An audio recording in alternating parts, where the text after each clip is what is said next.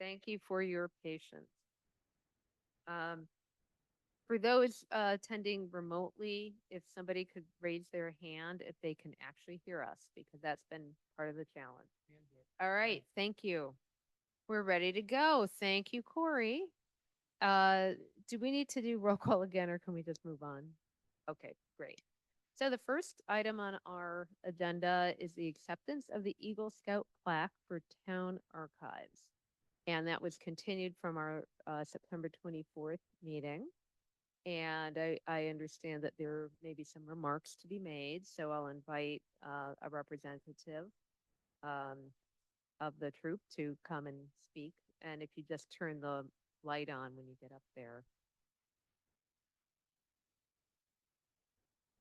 We'll take a picture right after, but if you want to make opening remarks, that's what now is for. Testing. Great. It's an honor to be here this evening to present the town of Portola Valley with this plaque listing the names of Troop 64 and 4064's Eagle Scouts.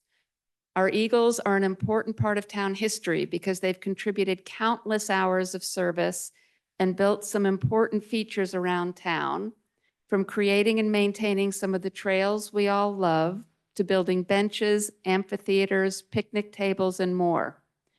Troop 64 formed here in the year 1969, and its sister troop 4064 began in 2019. Since then, we have notched 95 Eagles, with another 5 to come in the next few months. As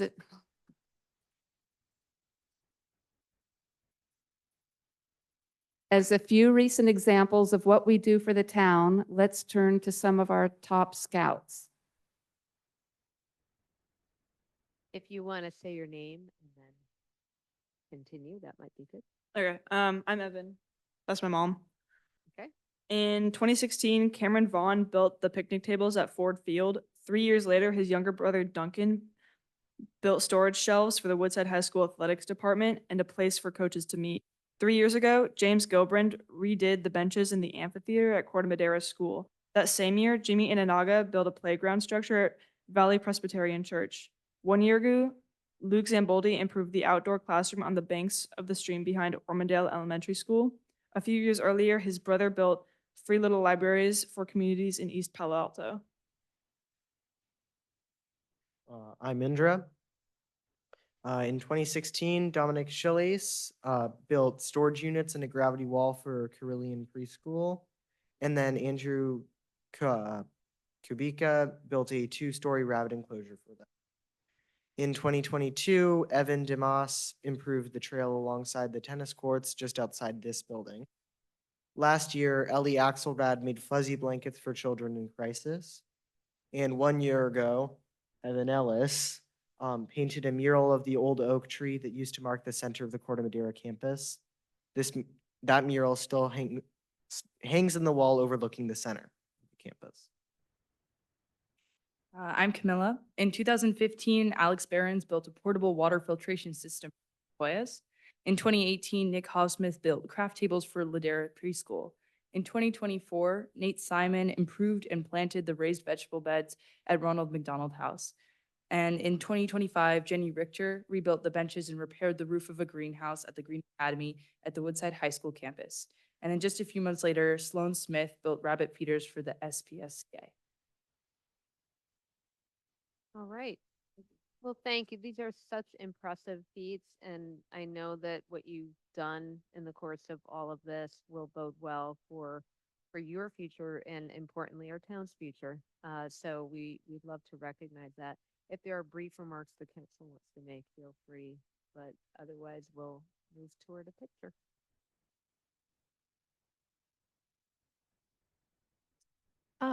So I've had the good fortune to see a lot of these kids growing up. And I just want to say you guys have been such a stellar part of our community and add so much to our community. Thank you for everything you do. And I'll just add, this is an impressive achievement. We're a small town and 95 Eagle Scouts is a pretty impressive achievement. My one question is, what are you going to do when you run out of space on the plaque? Buy another one. We just figured it'll be in about 4 or 5 years at the rate we're going. Mary, your light's on. I don't know if you have any.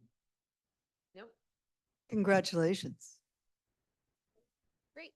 And it's put the photo up now. So Nancy has her camera. And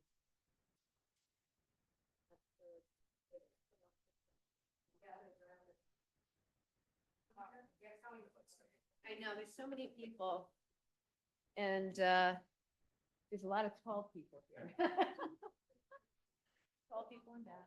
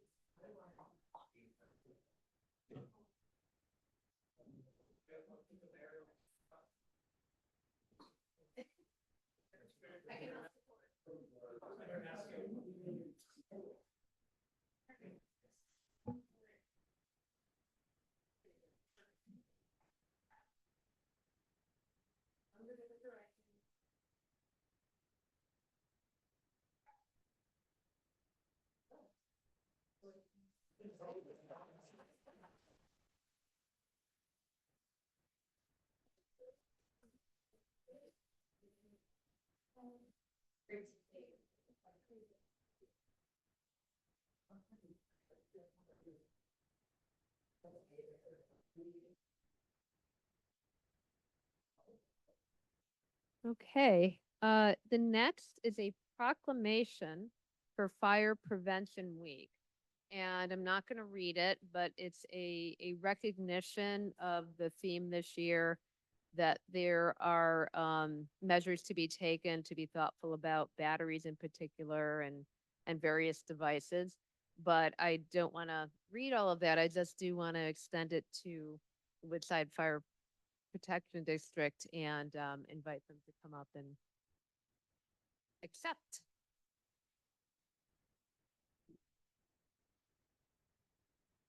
Thank you for all you do for us. We really appreciate it. Look forward to collaborating on fire prevention. Thank you. I don't know if you have a more feel free. Thank you. Video. Hello? Okay.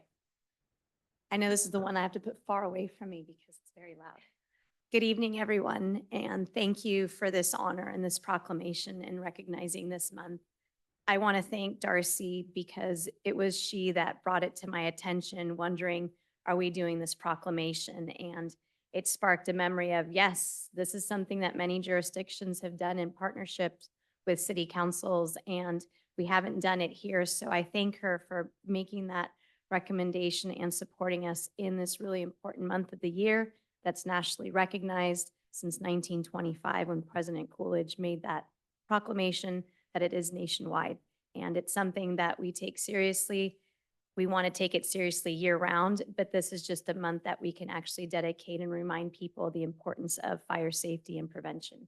Thank you very much for this honor. Thank you very much for everything you do. Any other comments from council? I was just gonna say, Kim, if you can just say a little bit like your focus for this prevention week is. So we have a little bit of a variety of focuses. We are actually attributing to the entire month, not just for this week. But some of the things we're doing is sending out information through social media specific on lithium ion batteries. There have been a lot of fires in the county itself, not necessarily vehicles, but also on school campuses because of them charging skateboards and scooters. So it's also recognizing that we need to raise awareness in those areas to reduce those fires that are happening. They happen in students' dorms. So this is it's become a bigger deal. We don't see it too much here locally, but it doesn't mean that it can't happen. It doesn't exist. So social media, I'm also doing 3 pop-ups throughout the district. On Wednesday, I'll be at the Village Hub. Next Monday, I will be here at Portola Valley's Roberts Market and in Ladera the following Wednesday. It's on our website, but I'll be spending time there just to be in the community to push out the messaging and also just answer general life safety questions and prevention and anything that people might want to have. So we just want to engage more with the community. We have our public education newsletter that's being pushed out that has a lot of great information, but please do come to our website and visit for more information. Comment? Yeah, so I just wanted to say, this recognition, I appreciate what Woodside Fire Protection District is doing, and I appreciate the men and women on the front lines and the partnership that you and the town have. So thank you, guys. Thank you. I was going to say that the town has never looked more ready. You've done a great job in putting out the word that people have to be fire wise. And I don't mean to be complacent, and there's lots of work to do, but I don't think it's ever been as well propagated throughout the town. Thank you. We appreciate that. I couldn't do it with all these people that are here with me today. I have the fire chief, Tom Kusheri, with me. We have the deputy fire marshal, Marshall Hurd, fire inspector, David Prony, fire inspector, Michael Temez, and everybody knows our public education emergency preparedness coordinator, Selena. She's with us today. So this is a team of people that make this happen and try to do everything they can to keep us safe, along with our fire crews. So it is a team effort. Thank you. Thank you. And I would just add to what Mary said. I mean, it really is a note. I mean, we got a long way to go. We all know there's a lot of fire risk in the town, but the changes are noticeable. And that's pretty impressive. So thank you. Yeah, Thank we appreciate it very much, and thanks to the whole team. I know there's a lot more behind you all, and we look forward to collaborating on keeping our community safe. Thank you. All right. Next is the town manager report. Darcy, do you have? Just so excited to get a picture of that. Do you want to do a picture really fast? Oh, we can. Can we? Yeah. Yeah.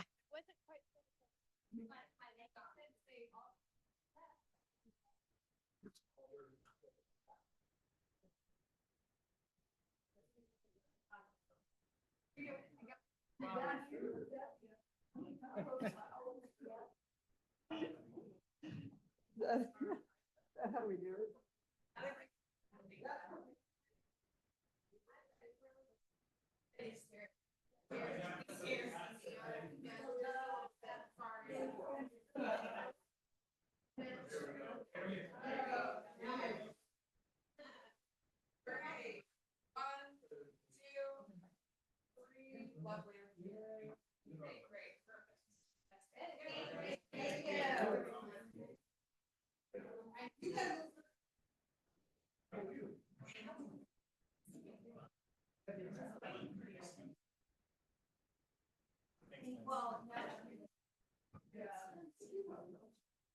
Yeah. We have the right camera. It's very. That's a skill I probably wouldn't have.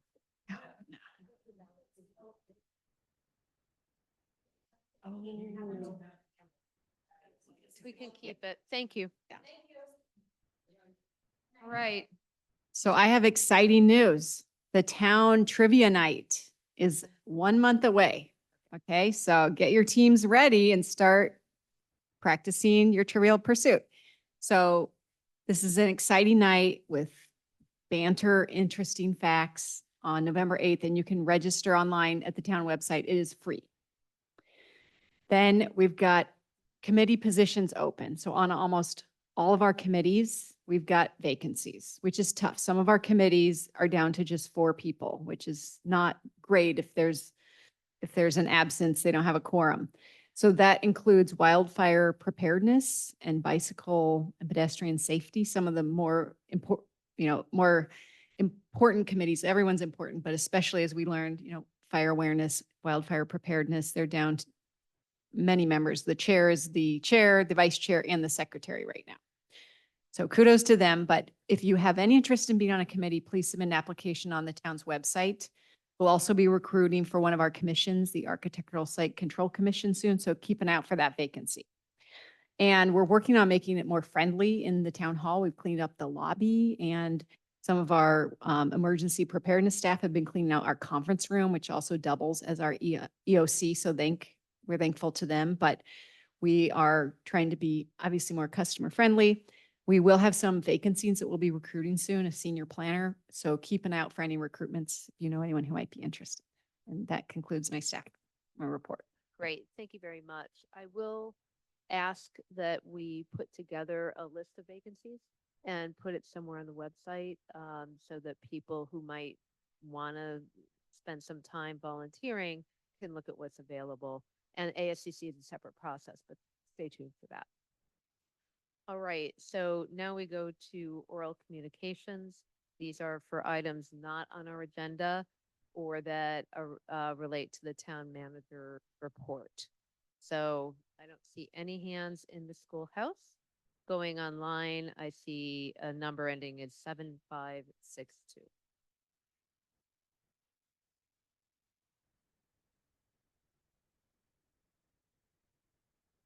Good evening, Caroline Bertongen, 100 Palmer Lane. Yeah, I actually wanted to make a comment on the fire district because we found out this week that there's a lack of communication and some disinformation or confusion. So in the past, when our streets were on the list, it was automatically assumed that they would come.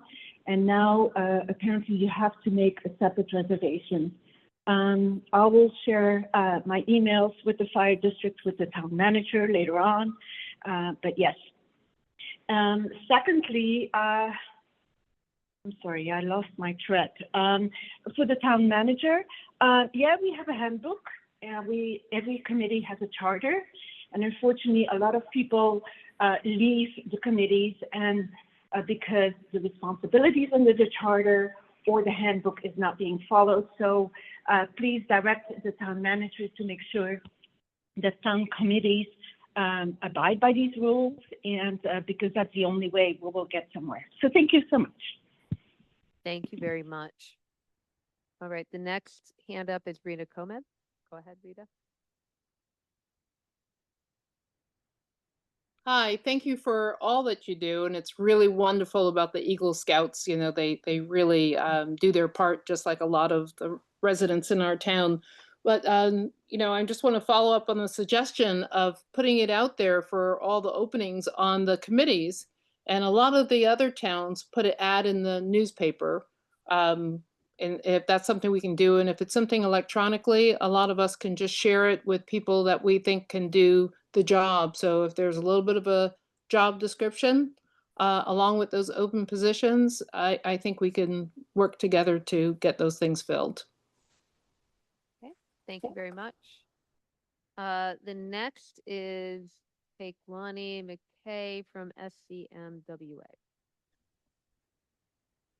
Hi, my name is Keaklani McKay, and I'm the Executive Director of the Santa Cruz Mountain Wine Growers Association. That I want to stop you. This is for items not on the agenda. So if Aren't we on you're- the consent agenda? So this is where I was told to. You'll get another chance shortly to make a comment on that. Oh, okay. Sorry Okay, about that. thanks. Yep, no worries, no worries. All right, I see no other hands up at this point. So we can move on to the consent agenda, which I'm sure you'll be right back. So are there public comments on the consent agenda? I think now is the moment for Keaklani. And first, though, Rita Gomez has her hand up, and Keaklani, if you want to comment, feel free to put your hand up and I'll call. But Rita, go ahead first. Hi, thank you for taking my comment. My comment is about the item number, I believe it's number 3 on the consent agenda, number C. And I'm just wondering, you know, both of these wineries are very nice, and they've got limits on how many people can come. And I'm trying to figure out, why is the town then endorsing this to bring more people? I want those businesses to succeed, but trying to figure out, what is the town getting out of it? Is the town getting more money out of these? And so I'd like for that to be pulled so that the public can have more of an understanding of, why are we wanting to be part of this when there's so many other needs, and they have limits on how many people can go to those locations, and what's the impact of the town, And I'm sure we don't have monitors, or perhaps we do now, monitors to watch and see if people are meeting their capacity or over their capacity.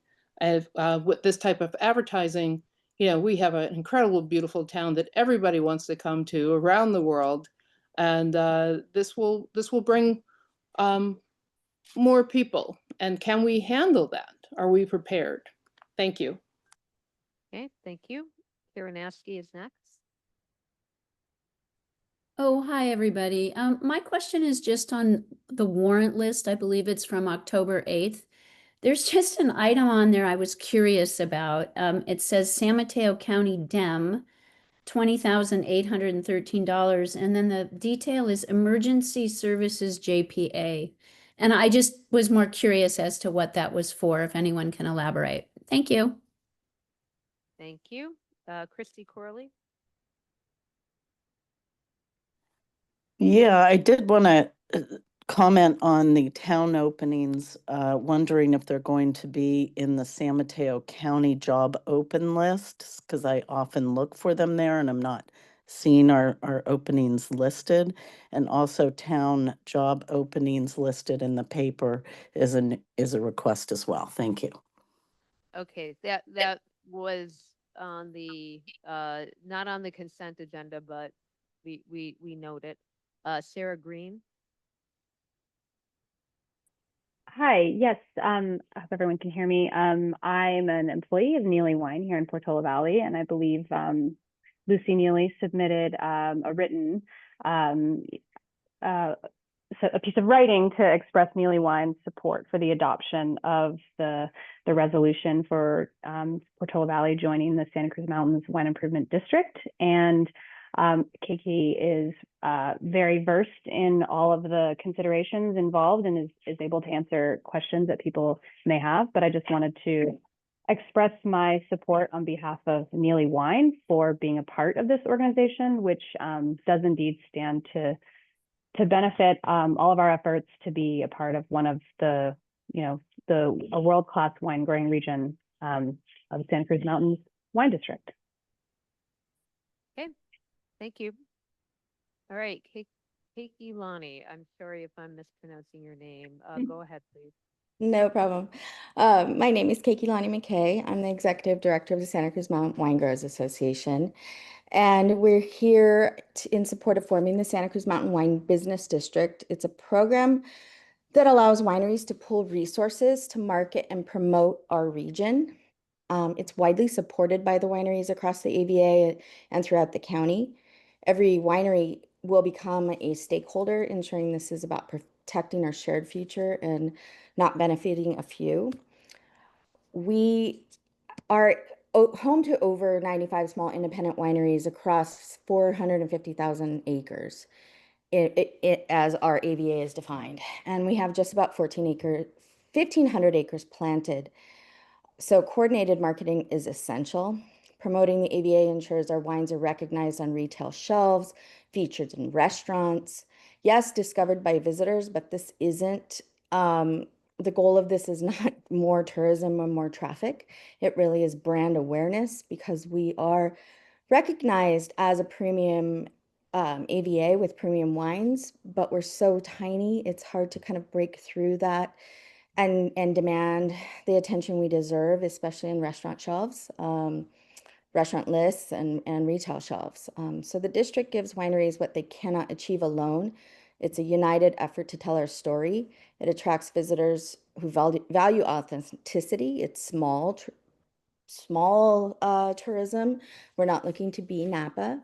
It's to support the businesses in the region. And with broad support and collaboration, we can protect the legacy that's thrived in the Santa Cruz Mountains for over a century. It also, just to be clear, this is an assessment district. So this is paid for by the wineries. It's opted for by the wineries. There's no impact to any jurisdiction in the district. So there's no cost to the town or any city or county. And thank you for your consideration. Thank you. All right, bringing it back to the council, does anyone want to pull a consent agenda item? The minutes, please, A.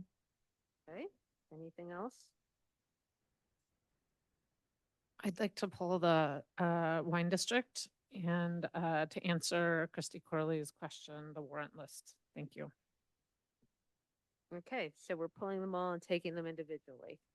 So, we've already had public comment, so we'll, let's take it on the minutes.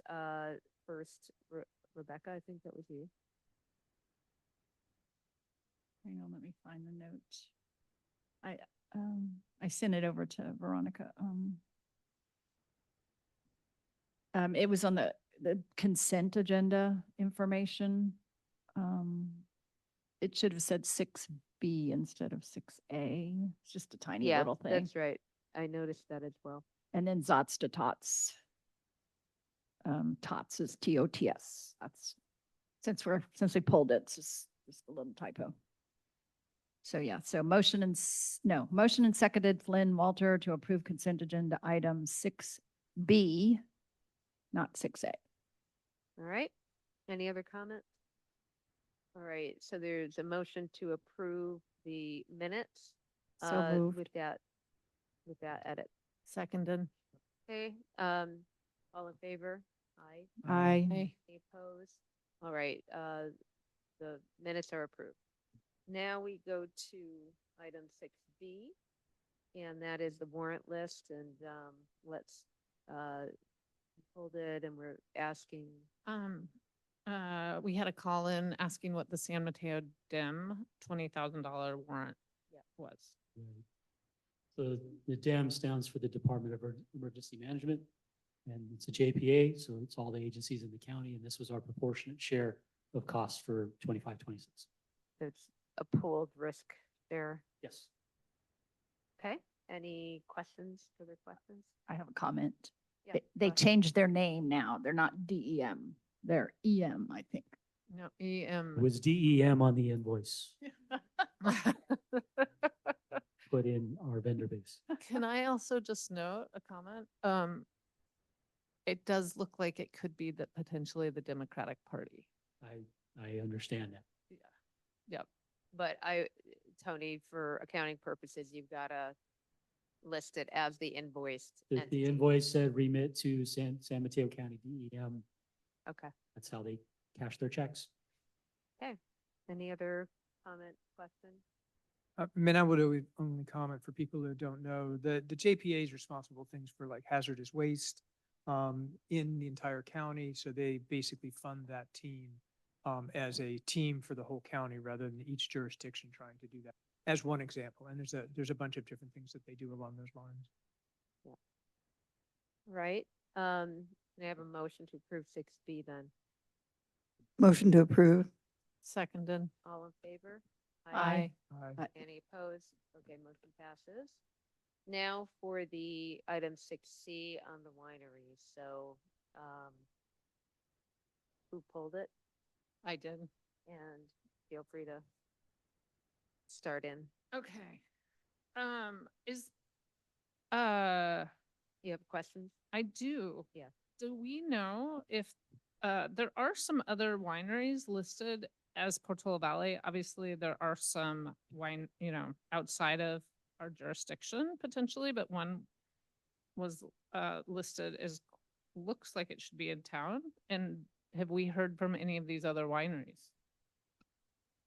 So the organization that that the executive director spoke about reached out, to my understanding, it's all the wineries, but it's just important to emphasize that this is focused on direct to consumer sale revenue. And a lot of those wineries do not have direct to consumer sales. They have alcohol licenses from the state that don't allow direct to consumer sales. So it's my understanding that the ones that are open to the public are Neely and Fogarty, and hence they're doing those direct to consumer sales. And so they were the ones that signed the petition to join this association. Yeah. Thank you. Thank you. Another, they talk about assessment rate, 2% ceiling, maybe reduced to 1.5 during public hearing. So that would be future public hearings before the County of Santa Cruz, which again is sort of the, they're moving forward with forming this district and they are the administrators of the district. And so this district goes before, the district goes before them annually, but it does not come back to the town of Portola. It goes to the government entity that administers the district. Great. Do we have any sense of, obviously Neely Winery, I'm not familiar with the cap on use permit. I know that the Neely Winery is constrained at 75 per week, I believe, visits. I recall there's several different levels of caps, depending on whether it's a pick up your wine day, there's a couple of community days, so it's a little complicated. But do we have any sense of where they're at in their cap? So Miss Neely wrote a letter in and she reported that it's doing very well. I don't have it handy, but if you read Miss Neely's letter, she says that she's, very appreciative to the town for granting her the use permit and business is doing well. Sorry that But I missed don't the have letter. exact numbers. Yeah. Okay. Thank you, Miss Neely.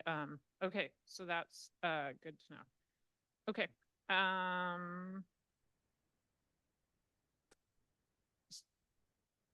Great. And okay, that is all of my questions. Thank you. Okay, any other questions? Okay, any discussion? Okay, if not, I'll ask for a motion to approve item 6C. So moved. Second. Okay, all in favor? Aye. Aye. Aye. Aye. Aye. Any opposed? Motion passes. All right, so now we move on to our regular agenda.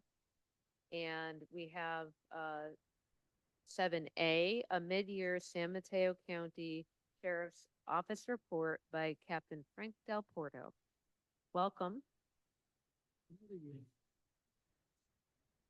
Okay, and I know you've got subject matter. I just want to go over that this is a routine report that's required. So if you want to just give us background on what you're here to talk about, and then so listeners can understand. Members of the council, my name is Frank Del Porto, captain for San Mateo County Sheriff's Office, and my position also oversees the Portola Valley area. And I'm here tonight to talk about the Portola Valley Annual Report. We can go to the next slide. So I wanted to recognize some of our deputies that signed here in Valley.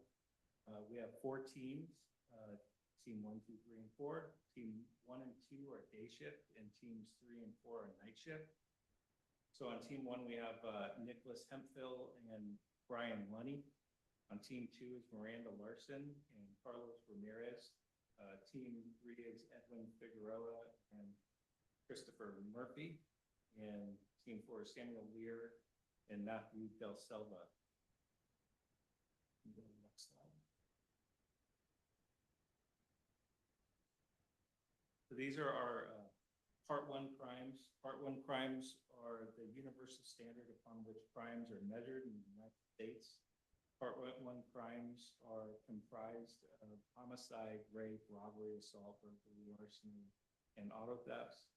The chart below depicts the crime rate for Portola Valley between 2023 and 2025. Overall, crime stayed low. Importantly, there were no reports of crimes such as homicide, human trafficking. Overall numbers show that the community continues to be a very safe place to live. And you can see up there that the 2025 is the light blue. So, go to the next slide. This slide is crimes against property. Property crime in our community has shifted a little bit over the past 3 years, with 36 cases in 2023. It dipped to 25 cases in 2024, and then a rise to 37 in 2025. The largest increase came from fraud-related crimes, especially false pretenses, which is like identity theft. These crimes have more than doubled in 2025. This mirrors the FBI's finding that elder fraud is rising sharply across California. Suspects are often targeting elderly adults through phone, email, online scams, making this a growing concern. Locally, we also saw more cases of vehicle-related theft and vandalism, while shoplifting, pickpocketing, and motor vehicle theft remained at zero. I'd also like to point out that the burglary, which is listed on here, which would be the residential burglaries, are at 2 this year. Last year we had 8, so we had a little bit of a spike last year. Out of those 2, we were able to solve one of those burglaries. And I can tell you a little bit about that case really quick. That was from August 17th of this year. At about 2:10 in the afternoon, we were dispatched to a residence on Alpine Road in Portola Valley regarding a burglary. The victims got home and the suspect was still in the house, scared the suspect away. Suspect took off. They called us right away. The deputies arrived on scene pretty quickly and were able to apprehend the suspect and recovered stolen jewelry.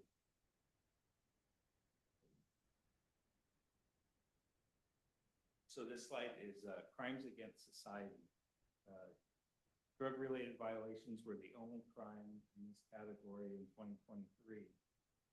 There were 4 narcotics violations and 3 drug equipment violations. No cases were reported in 2024, and we had 1 narcotics arrest in 25. The sheriff's also aware that drug offenses remain a concern, but overall the numbers are low. And you can see on the list on the right, those would be all the categories that would fall under crimes against society. And we had no crimes in those categories. And this is traffic incidents and calls for service. We've had 1,557 calls for service this year, 317 citations, 0 fatal injuries, 0 major injuries or traffic accident injuries. We had 9 traffic collisions with minor injury and 3 with no injury. That 9 number for minor injuries, one of those was a solo bicyclist that crashed that we took a report on. And I believe it was 2 or 3 of these collisions had more than 1 person with a minor injury. And when I say minor injury, like complaint of pain or something like that. And then we've had 0 hit and runs. And we've had 0 DUI. That's pretty good. Under community engagement, over the past month, the Sheriff's Office has partnered with Portola Valley Schools to provide education on e-bike safety for parents and students. Recently, the office has engaged the families through various back-to-school events. On September 9th, Sergeant DeCiro attended Corda Madera's back-to-school night to continue sharing safety tips with parents. As we move ahead, the Sheriff's Office is expanding its efforts in Portola Valley in coordination with Portola Valley School District. Preparations are underway for a Coffee with Parents event in November. And this is an event that we do in other communities also in headquarters. These partnerships reflect the office's commitment to work closely with schools, families, and local leaders to ensure safe and responsible e-bike use in the community by providing ongoing education and resources. The Sheriff's Office aims to build awareness, promoting safe riding habits, and protect young riders through Portola Valley.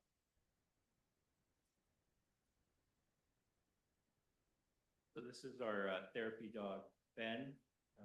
Like it says, therapy canine Ben reading at Ormondale. I can assure you that Ben doesn't read at Ormondale. But this is a pretty neat, it's a pretty fun thing that we do where we have the kids read to Ben. So we just did that, and then we did a school safety walkthrough, a joint threat assessment. School safety walkthrough was conducted with Corte Madera and Homondale schools. And with that, I'm happy to answer any questions.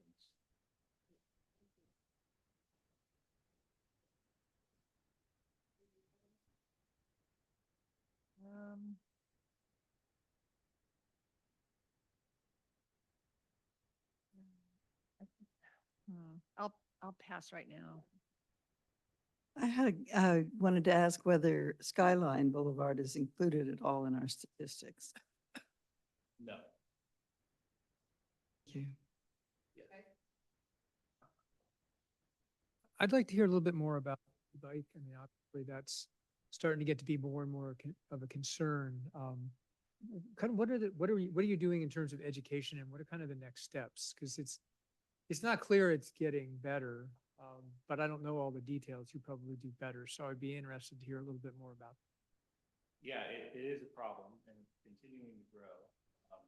It's not as big of a problem up here in Portola Valley as it is in some other areas that we patrol, like downtown Redwood City or San Carlos even.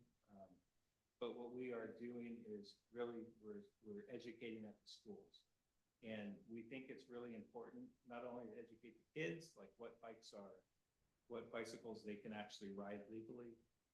Like scooters, for example, we see a lot of kids riding scooters, and it's illegal for kids to ride scooters, the electric scooters. You have to be 16 and you have to have a driver's license. But the other part of that is educating the parents, because they're the ones that are going out and spending thousands of dollars on these e-bikes to learn later that they're illegal and you can't ride. So there's a bunch of different classes of e-bikes from, they have type 1, 2, 3, 4. The legal e-bikes have pedals on them. They have to be under 750 watts. They can't be, I think the new law that just changed is they can't be throttle only. They have to be pedal assisted. So yeah, it's really about education. But there's a whole, we say it's legal under 750 watts or under, right? They sell e-bikes that are 26,000 watts that'll do 70 miles an hour. They're more like a motorcycle. At this point, it's all education. We can cite for it, but especially with kids, we're targeting. We're making this education. Yeah, I guess I was particularly interested is how do you get to the parents? Because like you say, it's the parents that are buying these things, and I think they buy a scooter or they buy, what is it, class 3 bike or whatever. I mean, they don't understand what it is that they're buying. It's just the kid goes, oh, I want that one because my friend has that one or whatever. So how do you get that message to the parents? Is this stuff that you hand out and they take home?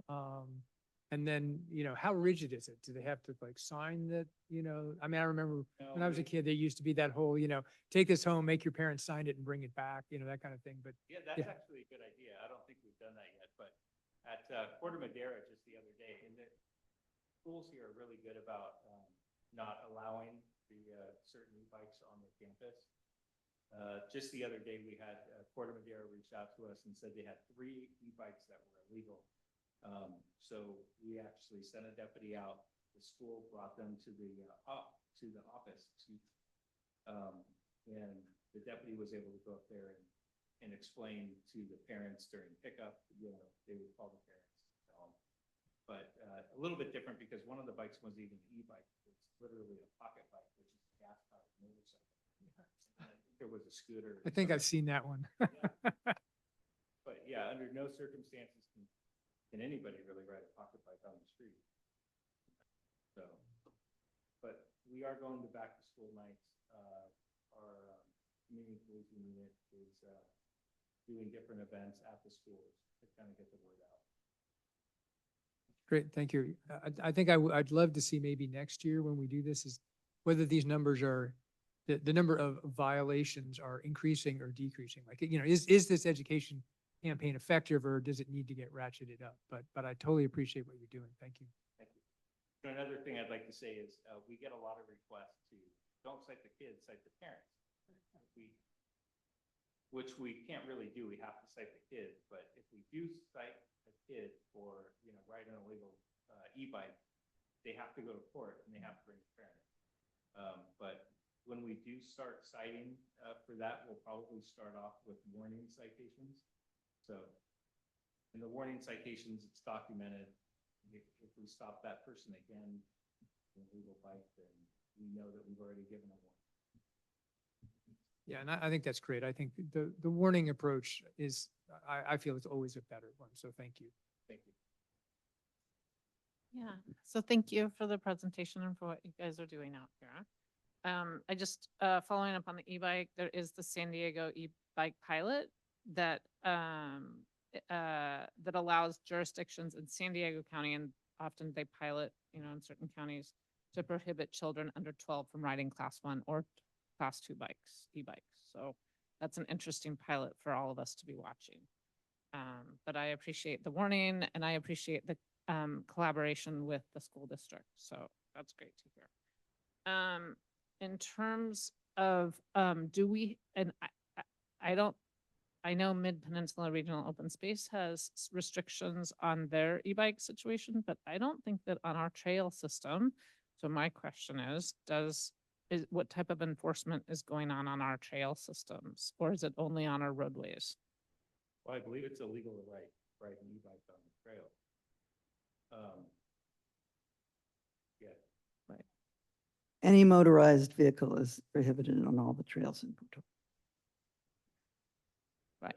Yeah, I mean, if we see it, yeah, we will, yeah, stop the person and either give a citation or a warning or education, or we can do a warning citation. Right. Okay. But at this point, we don't have any, it's just by class type or speed. Well, for the trails, Sorry, I segued without clarifying. Like what are the basis for your citations at this point, other than the school district calling to say, like, you know, someone has an illegal e-bike? Is it speed? Is it helmet, lack of helmet?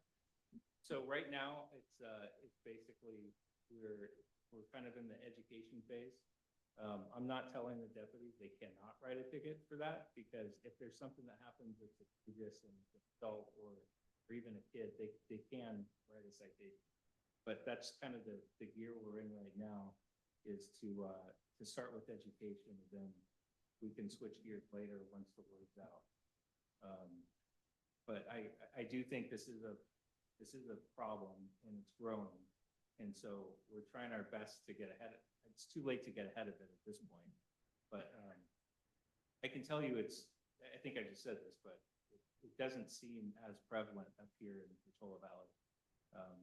You know, a few kids do commute to school on their e-bikes. But just from me being up here and talking to the deputies, they tell me they don't see a lot. And do we, do any, it sounds like the community outreach, is that going to be like a bicycle rodeo type structure to help, you know, I feel like a lot of the issues that we've got is kids just don't know the rules of the road.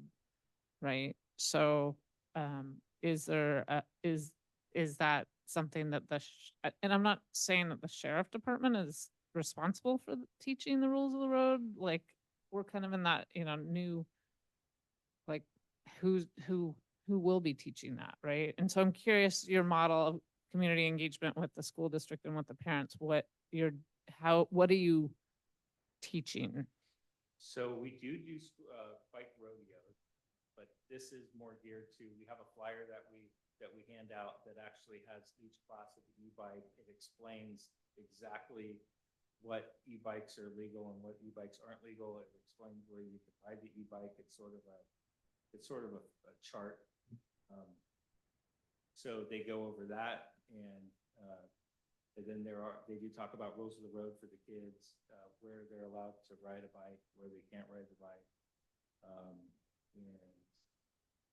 and then a lot of questions and answers, because this seems like it is very confusing for the parent. And as a parent that's purchased an e-bike, for my kid. You know, I don't want to spend a bunch of money on something that he's going to get in trouble on, or he's going to get hurt, more importantly. So.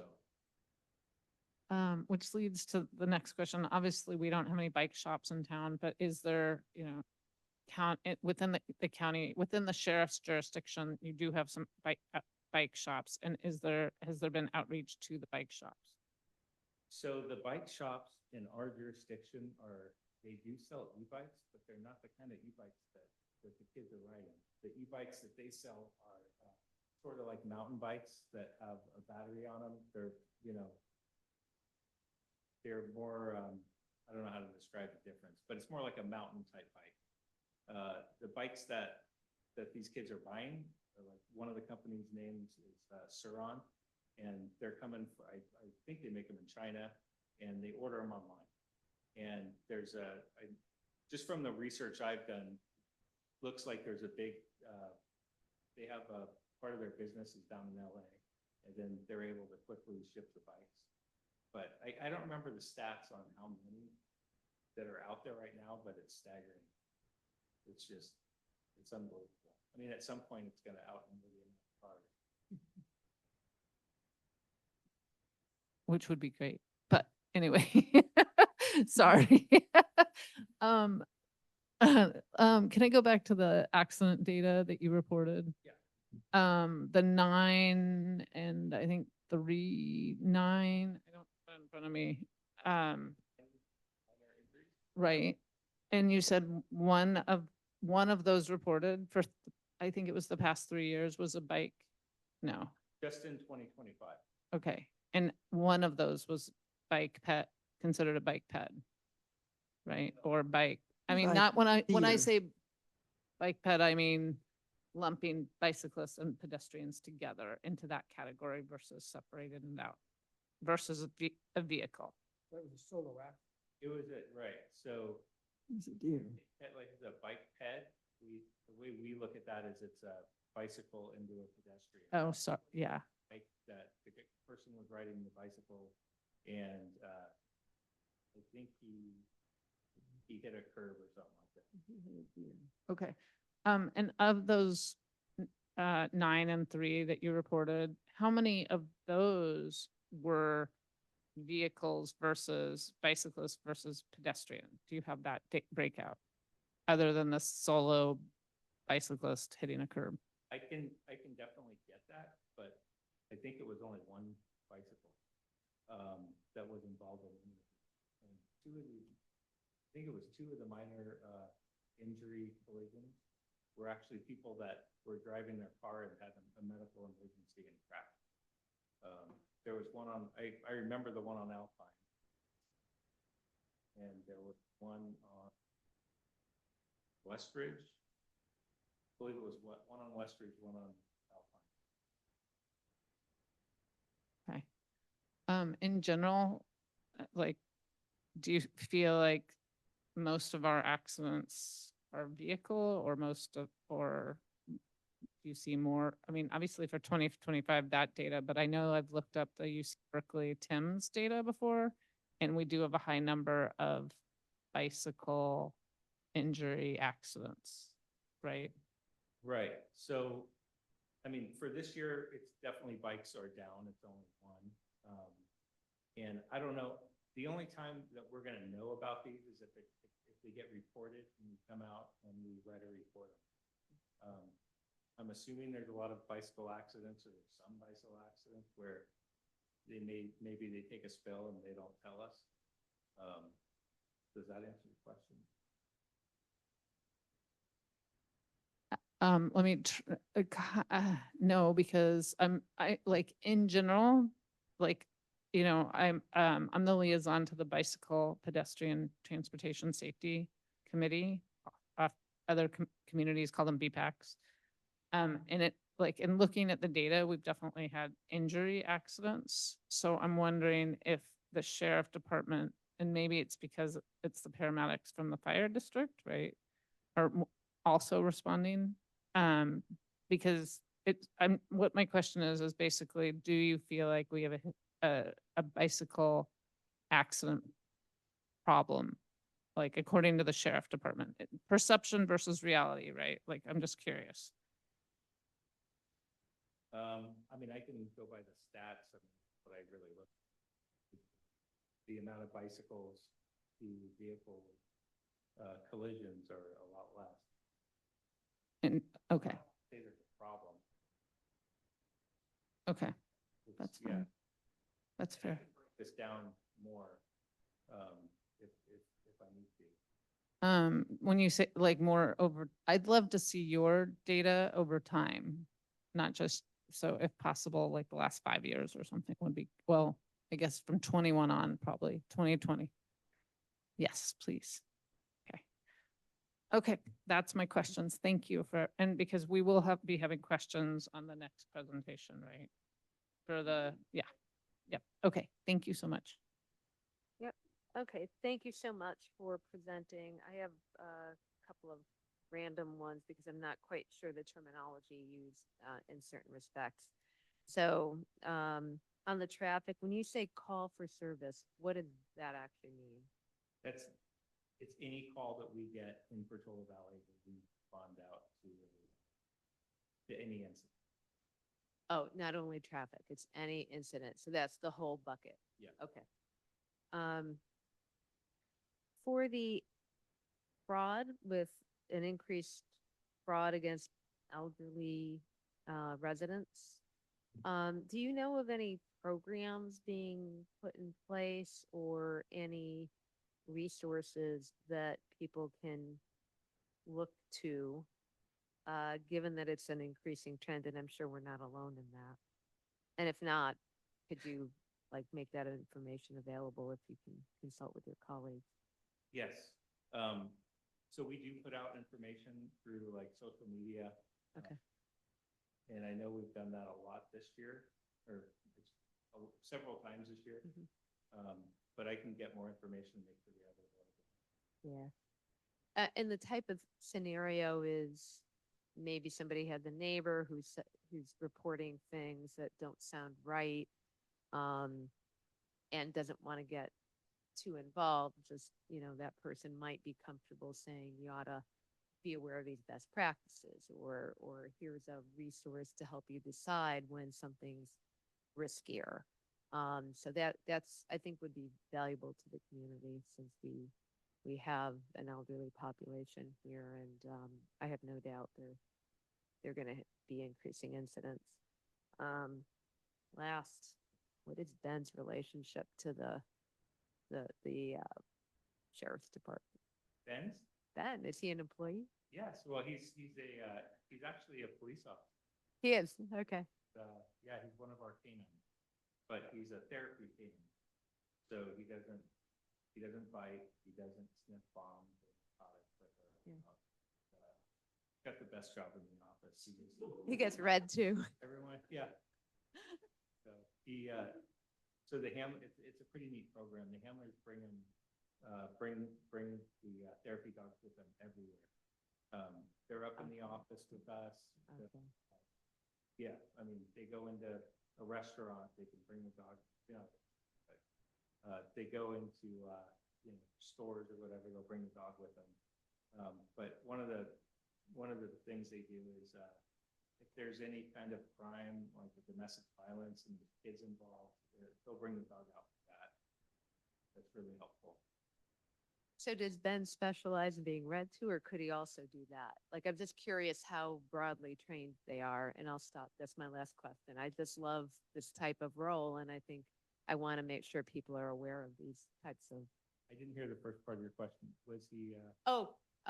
In addition to being read to, could he also be used for other, abuse situations to help people? Yeah. Like, is he trained across those types of tasks? Yeah, he's trained to be a therapy dog. Okay, in general. But it's also the canine handlers have to go through a training also, and we have to be really careful what we expose the dogs to. Like if the handler works overtime in the jail, and they can only work in certain areas of the jail, so it doesn't, we want to keep the dogs, very calm and friendly. So we're really careful with what we expose to dogs. Yeah. No, it's a great program and glad to see some creativity coming in. All right, Rebecca, did you have any other questions? Yeah, I did actually. I love the dog too. I think that the school has its own dog too, right? The school psychologist, or is it the same? It's Maple. Maple. Yeah, I guess there's another dog that gets read to and comforts the kindergartners. So it's great. So for the traffic citations and the traffic incidents for 2025, do you have a sense of what that compares number-wise to previous years? Are we having more calls or fewer calls or For traffic? Well, what you have here, 1557 for calls for service. So yeah, this 1557 is overall, so it's not just traffic, it's any call that we respond to. I don't think we checked the numbers for the previous year, but it seems, that doesn't seem high to me, it doesn't seem low, it seems kind of pretty average. And then for the citations, the traffic citations, do you have a sense of? I think the citations are low. Are low, okay. And, we do have a couple more months. But yeah, we are low this year. And is there sort of a schedule of the type of citations you might be targeting for a certain shift or something, whether it's rolling through a stop sign or whatever, speeding? Just off the top of my head, it is mostly stop sign violations. And what about speeding? Are we? Yeah. Okay. Because we definitely have a problem on Alpine Road for that straight stretch section where cars definitely hit the pedal. And then what is the process for reporting of these crimes? For the page you had crimes pretty low in Portola Valley in general, luckily. But there's all sorts of things happening in town that I wasn't aware of necessarily. I mean, I do hear occasionally about the burglaries, but a lot of the others I don't really hear about. So is there a process to notify the town about some of these, even some of the more crimes against people, which are pretty dramatic? So if it's a crime that is sort of, like a residential burglary, like a major traffic collision, I'll notify the town manager. Most other crimes, unless it's something, that is something the community needs to know about, but like if it's a domestic violence call or something like that, we don't notify the town. Okay. Just if people need to know, sort of thing.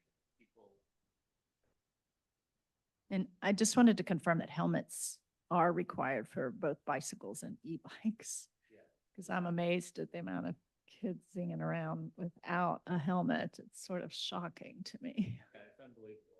I've seen the same thing, not up here, but in other places, especially with bikes that are going fast. All right. Thank you.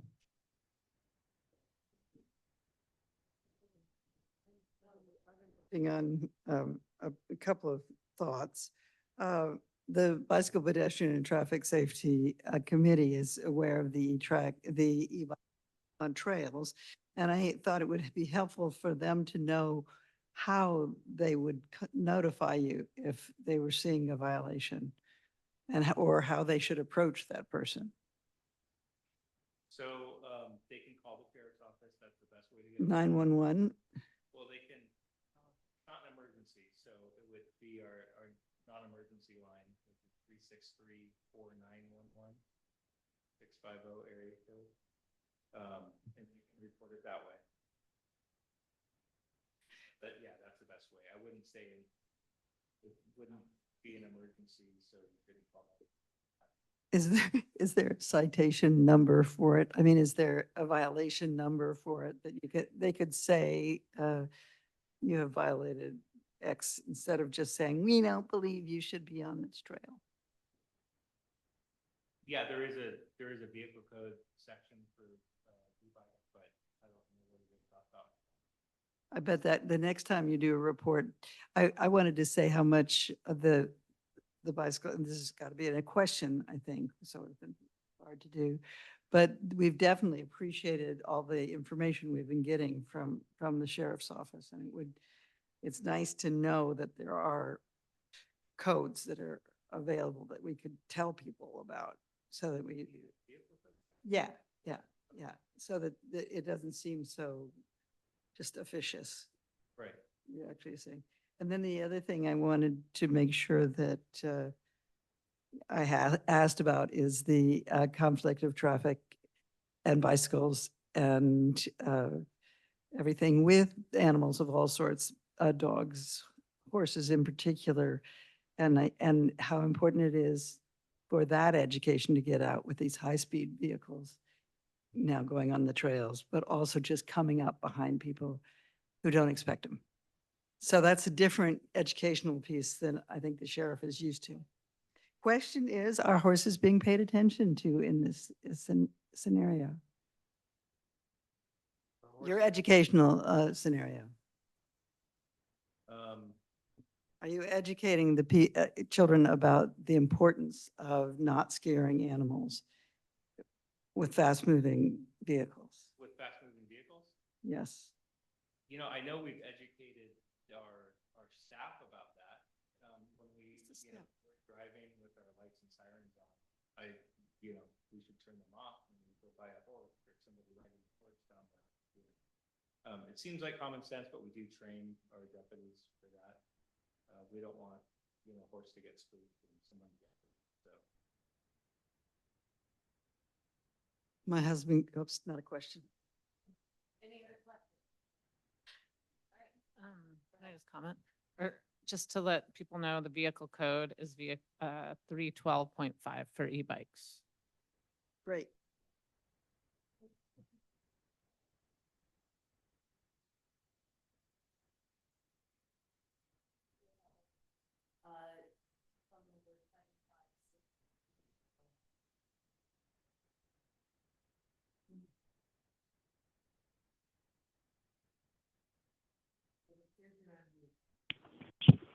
Good evening, Caroline Bushongen.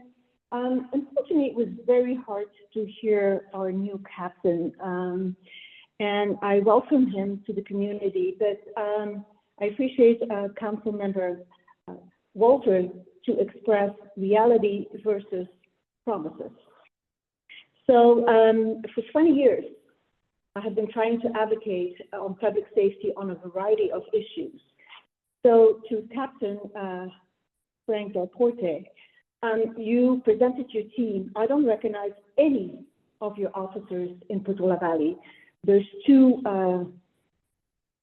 officers that I have seen, and usually I see them at the deli in either the Mexican restaurant and they park on the Rex Drive, which I know they are allowed to, or they are at the deli at Bianchini's. None of those pictures are resembling your team members. So that's one thing. I would like to know if you are a proponent of sanctuary cities, because the previous town council really endorsed that situation or that policy. And perhaps this town council. Caroline, I have to interrupt because we didn't hear that. Could you repeat what you're asking about? What exactly would you like to understand? Sanctuary cities, I think she said. Portola Valley Town Council supported sanctuary cities. This is what this town council should yes, you should understand you have an agreement. And so you should ask this captain if he supports that. Secondly, the school, public schools, they advertise that they have a connection or they have an agreement to contract with the sheriff's department, and they have told me by email they don't. So there's several issues there. Your finance director this year has revealed that the Portola town, the town of Portola Valley, is paying our town or schools for public safety. We don't know what it's for. The e-bikes are only the latest problems. We have so many other problems in Portola Valley, but of course it's not being disclosed because if you are not in good status, you don't get grants. So last month you signed a proclamation of suicides. Do you even know the people that committed suicide in Portola Valley? No, because the law enforcement doesn't want to report it. They considered that it was going to be contagious behavior. But it should be appropriate for you to understand what causes these issues. Secondly, on the traffic, we know there's no presence of police. We have established that through the Bike, Pedestrian, and Traffic Safety Committee on numerous times, and these are public records. Carolyn, I Last need thing, to ask you to wind down, so another few yes, seconds. there is a positive solution. Give us a WhatsApp phone number so we can report directly. We had it under Captain Fox, or no, he was the Assistant Sheriff Fox, and it worked. That's the only thing that would work. Okay. We can Caroline, relate, we can, I need to ask you to stop. You're almost a full minute over. So if you have a last parting thought, feel free. yes, give us a direct WhatsApp phone number so we can record and actually document our citations that we present to the police office. Thank you. Okay, thank you. Dave Cardinal, go ahead. Sure, thanks. I have a couple comments and a question. This is all framed in the fact that I think our sheriff's department does really well. The first comment is I want to thank the sheriff's department and the county for basically, from what I can tell, and I'd like to thank our negotiators, all the bogeyman of the increased sheriff's cost is basically the bite's been taken out of it. From what I see in the meeting, we're basically paying no more than we would have if we just kept on the old contract. So I think that's very gracious, nice, whatever of them. The second comment is I don't envy them the e-bike issue. I teach at Stanford, and the most dangerous part of my year is walking through theoretically pedestrian only areas to get from my office to our classroom. It's nuts. So I appreciate everything they can do. I have a question that's been bothering me. It seems out of sync. There are a number of people affiliated with the Bicycle Pedestrian Committee that have complained that the sheriff isn't showing up for their reporting. And it's kind of hard for me to grasp why that would be or if that is. And I'd love to hear like what's up with that. Is that a thing, or is it misreporting on their part? So that'd be great. So that's it for me. Thank you. Okay. I do want to be careful because we're not in this session talking about the costs. So we noted your comment, but we're not going to engage in that side of things. Karen Askey, you're next, and then we can circle back with a few answers. Hi, everyone. Thank you for the report. You know, there's been a lot of comments related to the parking situation at Rosati's Alpine Inn and all the parking along Arastradero and the ticketing. And I was just wondering if that's in this group's purview and if they can comment at all on that situation. Thank you. Okay, thank you very much. So let's see. So if I'll go through some of the ones that are easier. Sanctuary cities, is there an official line on sanctuary cities that the sheriff's department has? I don't think we have an official line on. Okay. Could you speak into your microphone? Thank you. People can't seem to hear you online. Okay. there was a question around, is there a contract between the schools and the sheriff, if I understood that correctly? Are you aware? I'm not aware of that.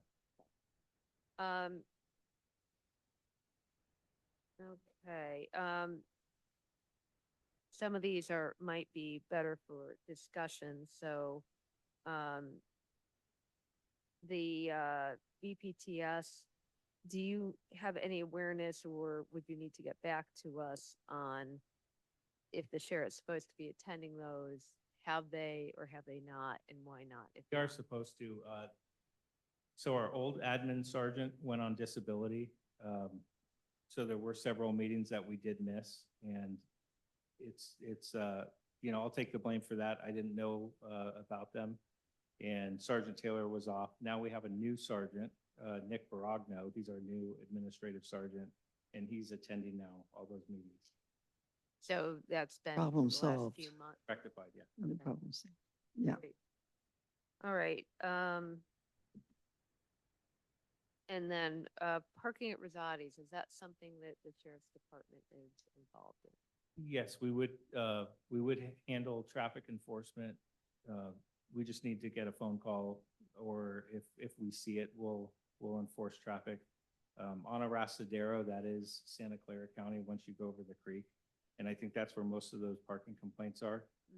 So they'd have to call, I think that is Palo Alto Police. I don't think it's county area, so. Okay.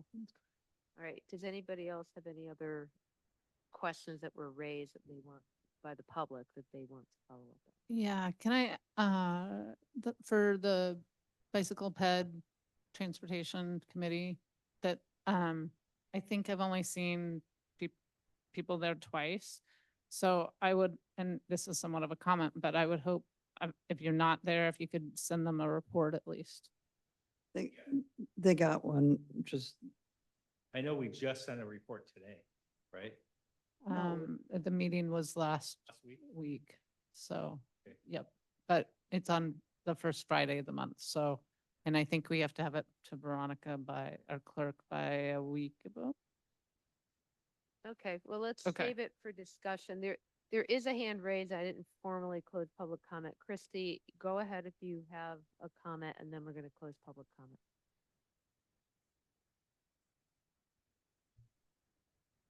Yeah, I just wanted to see if the sheriff can be involved with I think it's second or third grade bike rodeo that already exists. And if you can make contact with Ormondale third graders, and maybe that would be an early start to this e-bike parent education is my first comment. And the other comment is to get reports to BPTS 1 week prior so we can attach it to the agenda, because we have not been seeing that attached to the agenda. And that would be helpful. Thank you. Okay, thank you, Christy. All right, I'm now closing public comment, bringing it back for discussion. I'll start at this end if that's okay, Helen. Go ahead. So I appreciate, what the sheriff's doing. Thank you, especially, obviously with, our sheriff, your department's issues right now. I can't imagine what it's like for you guys in the trenches. So I appreciate what you're doing and that you're here and helping our community. So I did want to say that. There's not a ton of you out here, but I know that when I've needed you and called, that people have been available, and I appreciate that. So I would just hope to make continue to make your presence known. I would hope that you would focus on, the bigger criminal issues and not, targeting people going the wrong way on Shawnee Pass because we have bad signage over there, and tagging the gardeners, for instance, right? And I do hope to continue to see you working with the school district, even though you don't have a contract. I appreciate that. And better collaboration, I appreciate the cross collaboration with the fire district and the school district, even though you don't have contracts with them. And then partnership with the bicycle ped committee, or bike ped committee. So thank you. Thank you. Greg, any discussion points? No, thanks for the presentation. Mary? Oh, well, I did have a couple of things. One thing we did, Captain Fox, who was a great liaison, we did the WhatsApp, and he was unbelievable about responding to everybody's concerns and getting a lot of visibility. And I think was also monitored by our San Mateo, and I'm looking for it, but we actually have two officers, two people who have been assigned to the sheriff's department that you may or may not be aware of. Kevin Welsh and Ed Holland are assigned by the council to serve as your liaison and Captain Fox and that WhatsApp work together to make sure that there was an open communication so that the people who really are sort of on fire about the safety issues have some way of being heard. And I think it was considered a good mechanism. I don't know how that fits in with what your present plan is and the scope of your work, but it seemed pretty low cost and it satisfied a need. Can I just add to that, just so the context? Those two people, one is the chair of the BPAC, Bicycle Ped Transportation Committee. Sorry, I used the wrong acronym. And I don't know if Kevin has a, Kevin is on traffic, but they do the speeding signs. They do a lot of actually the stuff that, I mean, they enjoy it and they fill a need for both the sheriff's department and the town, I believe. Well, we have a formal position. I mean, yeah, it's and it's a what we formal call the position. police commissioner. And we basically created that position and assigned Kevin to that. So you should be interfacing with him and he should be interfacing with you. If that's not happening, then we need to work on that. We need to re-up that. Yeah, and he is trained in, he has some police training as well. But that's not the point. We're from our side, we're reaching out. Thank you. Yeah, I have the WhatsApp with some other communities also, so that I didn't know we had it here. So thanks for telling me that. Yeah, well, hopefully we can get it back up and those two can help. At least Ed is more sophisticated with his electronics. And I can help too. Thank you. Rebecca? Yeah, I just thank you for coming out. Appreciate the presentation. I think from my perspective, I would love to get some more updates on successes, like you talked about having caught one burglar, but it would be helpful to also find out if there's any status updates for some of the other major burglaries in town. And then, I mean, you had 8 people up there. I have to say that, I mean, I kind of live on a cul-de-sac, so maybe they never come up my street, but it's a blue moon, if ever I've ever seen a patrol person anywhere in my neighborhood. So maybe they should drive around a little more, or I don't know. But anyway, it'd be nice to see them a little more frequently on some of the smaller streets, if you will. Otherwise, I appreciate your coming out and I appreciate getting this information that the liaison for the BPTS is out sick, or you've now got a replacement for that person so that we can have more normal monthly attendance and updates. Thank you. Great. Appreciate what you do. It's great to have these reports and I like the format that you have. It's hitting the highlights.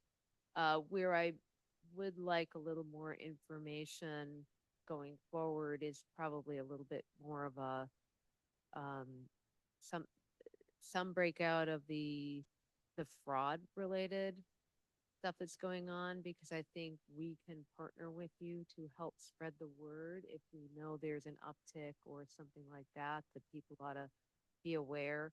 There's an informal group that does that in other forums, but What I would like to see a path toward is a little more communication, and the liaison is actually a great opportunity if we could set up or facilitate a meeting. I think that could have some benefit, and I don't pretend to understand how your communications work, and obviously I don't want to interfere or impede any of that. But to the extent we as a community have something happen, if there are 2 point people that are just town residents and might know people in town who might be more affected, such as that of Kevin, that could be helpful to our community. So I'd ask you to think about meeting with them and just having an open discussion on how that could be made work functionally, but without interfering with or adding greatly to your burden. So that's a request to going forward. And then the visibility issue, I'll just make a note that I've had people in the community say during the pandemic, I mean, we're all home, so we stared out the window a lot, and that's probably as simple as what, the explanation. But what is the patrolling, like, has it changed? Has the approach the sheriff's department changed to patrolling and monitoring? Or is it that it's all too busy and we just don't notice as much anymore? Do you have any thoughts on that, or could you get back to us on that? Well, we do, we're always here. We're always patrolling. The town pays for a deputy 24 hours a day.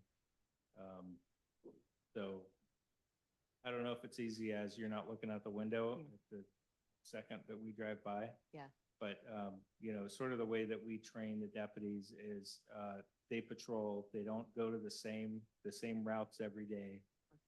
And it kind of depends what's going on, where the calls are at, if they're doing traffic enforcement. So. But there's no policy shift on that. They're trained the same way. Yeah, there's no policy on like, Yeah. you have to drive down every street, Yeah. every day or, yeah. Yeah. Okay. But thank you very much. We appreciate these I hate to, opportunities. hate to do this, but I have two more worries. Too late? No, it's not too late. Go ahead. Okay. Did you help? I'm curious to know whether when Woodside did their senior fraud retreat, lunch and education thing, was the sheriff's office involved in that for them? And did that mechanism work? If you know about it? I don't know about it. When Okay. was that this last year? Yeah, this year, yeah. They had a lunch, they reached out to all their seniors, they had a fraud identification education. That might be something we can take on. Yeah, and then the other thing that I was brought up earlier, but I didn't follow up on, because our border goes to Skyline Boulevard, it's not actually, we don't actually own the road, but we're really affected by the safety issues, and we have some responsibility for the edges of our town. I think it would be interesting, because of my experiences up there, to have some statistical reporting on what kind of crimes is happening along the border of our town, along Skyline. Because according to the EMT, there is a whole lot of carnage up there. When the last time I had carnage of my own up there. Are you talking about traffic accidents? Yes, exactly. It's, Speeding, horse accidents, all kinds of things happen up there. Jurisdiction is that? So Woodside has we have a small area at we call it the corners, right? So where Alice's Restaurant's actually Woodside. And it goes a little bit north and a little bit south of that. And then the rest of it's county, so it's CHP. So in Woodside and Portola Valley, we're your police department, so we handle all traffic-related incidents. In county area, it's all CHP. So this report out was every place within the. So you don't get those reports even? I can get the reports, but I don't. I think we would be interested, because we are trying to work on the Skyline safety while Four Corners is happening. And it happens that Portola Valley, Upper Old La Honda is part of Portola Valley. which it wasn't abundantly clear to any of us that that was true, and it may not be true, abundantly clear to Woodside that that's because they're putting a light there. They're working on putting a light in the area that is controlled by Portola Valley.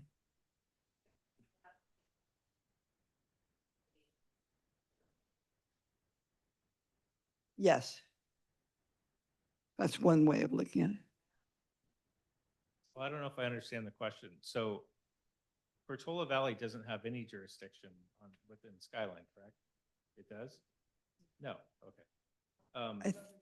Fogarty Vineyards. All the property is along it is in Portola Valley, but On the east side or on the west? on the east side is all Portola Valley. And Old La Honda goes through Portola Valley. But if you're talking about Skyline Boulevard, Portola Valley doesn't, it's not part of Skyline Right, Boulevard. right. There is, my understanding is there is some potential convening of the various agencies because it's going to be a multi-jurisdictional agency effort to Exactly. deal with Skyline. Thank you. What I can tell you is that they're not putting in a traffic signal. They're putting in at the corners at Highway 35 and Highway 84, they're putting in a four-way stop sign, and that's Caltrans is doing that work. I think they're adding a crosswalk, and then the only lights they're putting in is there's a warning light that's going in to warn drivers that there's a stop sign ahead. So they're just amber lights that'll flash back and forth that says stop ahead. I don't believe I know there's no traffic signal going in. There's a traffic signal on Old La Honda. Old La Honda. Sorry, I keep saying that. But the other thing that's happening is that Caltrans is doing a workshop on October 29th about this whole issue, which will be open to our community and to the Woodside community.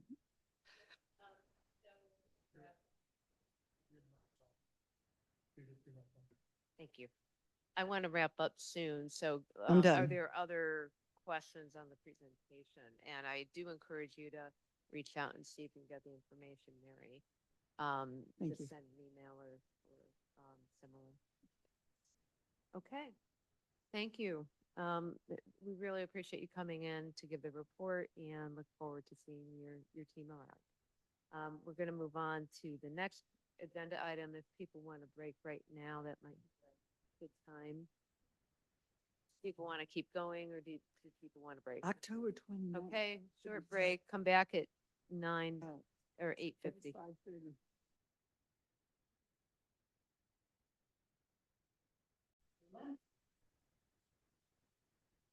Hey, welcome back. We're ready to move on to the next regular agenda item, entitled Consider Adoption of a Resolution Approving an Agreement for Law Enforcement Services between the County of San Mateo and the Town of Portola Valley for a one-year term commencing on July 1, 2025. And there's a report enclosed in the packet, and I believe Corey's going to make a presentation. Thank you. Thank you. Good evening. Good evening, Honorable Mayor and Town Council. I'm here to discuss the San Mateo County Sheriff's contract for fiscal year 25-26. I have Finance Director Tony McFarland join me as well. So we are seeking a one-year agreement with the Sheriff's Office related to the law enforcement services.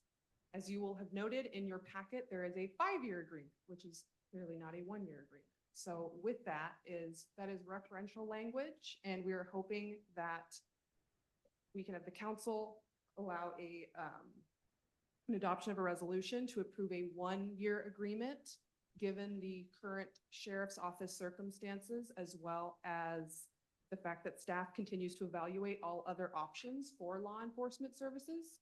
We would like to negotiate with the Sheriff's Office for a one-year agreement without agreeing to the full 5-year agreement.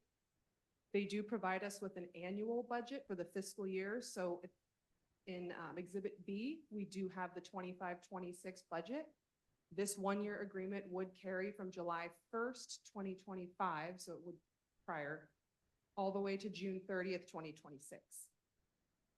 As a note, in fiscal year 26, 27, the credits will end. So we have received the final credit from the sheriff's office, which is actually from the county. Thank you. The county this year at $211,000 in total, and there was a typo in the packet, so I do want to acknowledge that in total, we've received $1,060,369 from both the sheriff and the county manager's office. I did place $634,000 that was just from the county itself, and it was broken up over 3 years, just for reference. Our sheriff credit was actually taken off of our earlier contract. So the reason for the accidental oversight was I was referencing the county's portion, which we are still receiving, that last $211,000. So what we're asking from the town council is both direction as well as authorization to have the mayor sign a resolution authorizing a 1-year contract.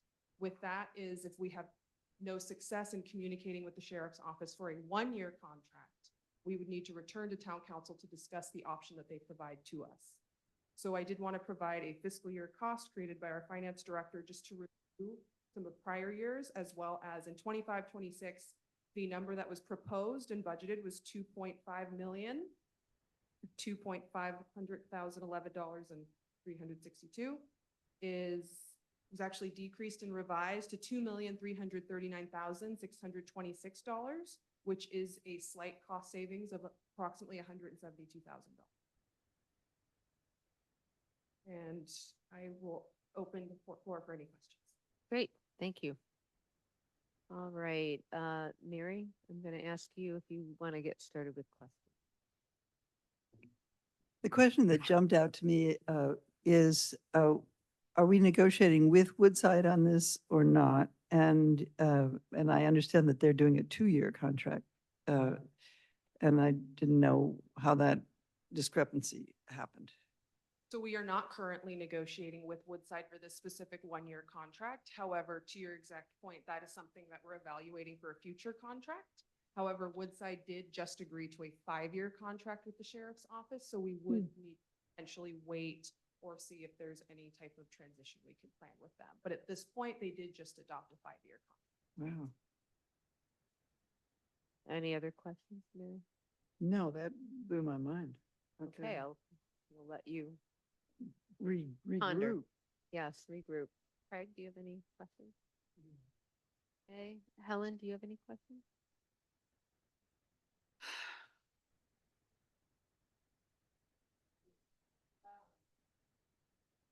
Can we talk about these credits? Like, obviously this started before I was on council, so if I can get clarification on the credits.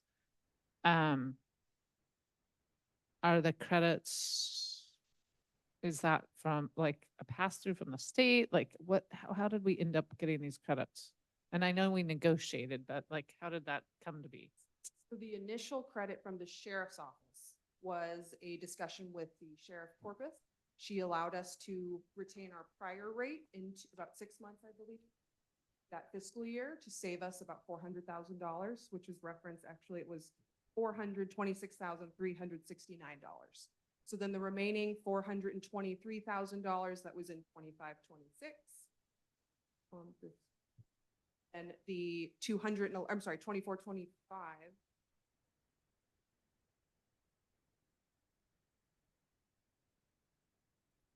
So the 2 credits that are from the county, since I apologize, there was a slight error in the chart. The county credits were both negotiated with the county manager. So the prior town management met with the county manager and their finance director. They recognized that it was quite a large jump. If you note, the 23-24 is about 57%, and that was obviously jarring for the town. We had a conversation with the county manager. He noted that the sheriff did their best to try to accommodate, and the county manager and the county finance director both decided that they would like to give us a credit. It came straight from the county. Okay, thank you. Right, because 50, these percentages, I know that we were locked in for a 5-year contract and then the 57%. Okay.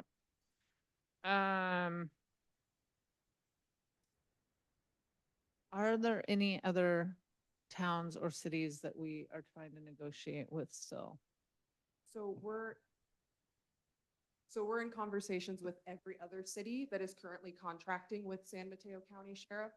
Obviously, Woodside is our very close neighbor and we would love to do a contract together. However, we have been in conversation with Millbrae, San Carlos, and Half Moon Bay to see what direction they're going, given, again, current transition and news. They are also looking at other options as well, just to see what's out there, but we are in communication with other cities.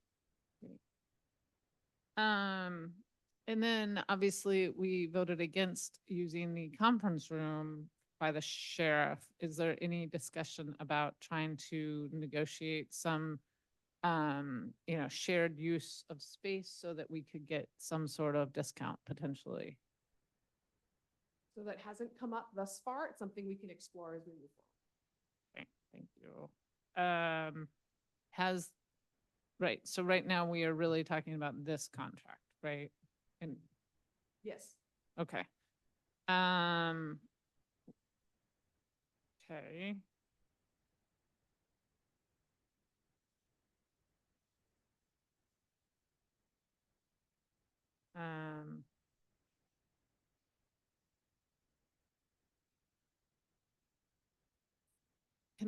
Can I be clear? It wasn't completely clear to me on the services included, like special event security details, attendance and participation at various town meetings, neighborhood groups, and quarterly statistical reports, because, obviously there seems to have been a hiccup with the last, few months with our BPAC situation.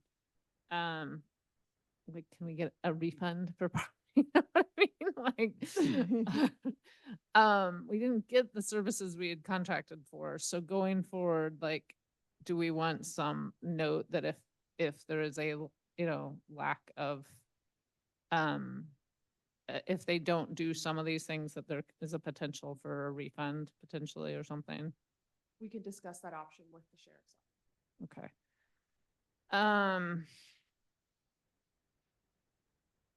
And in terms of special event security details, this seemed vague. We didn't cite how many, like, special event. Obviously, we get some fundraisers, for instance, that are large. We had the Alpine Little League. We had a lot of personnel for that. God bless them. It was a great little parade. But I'm nervous by that special event security detail, with lack of clarity. Do we have any clarity on what that entails from their side? Like, so the expectations are clear for both parties. That's not, excuse me, that isn't something that they've provided us detail on, but it's something we can drill down when we're discussing the contract. Okay. And then the last one. In terms of making sure that we get what we want, like our, those services that we're asking for, do we have any oversight? Kind of what Councilmember Flynn, like, a lot of people, we don't see the sheriff very often, I feel like, the community, and feel like for what we're paying for, that I would love to see them more somehow. So I'd like that to be a discussion as well, like visible. They need to be more visible.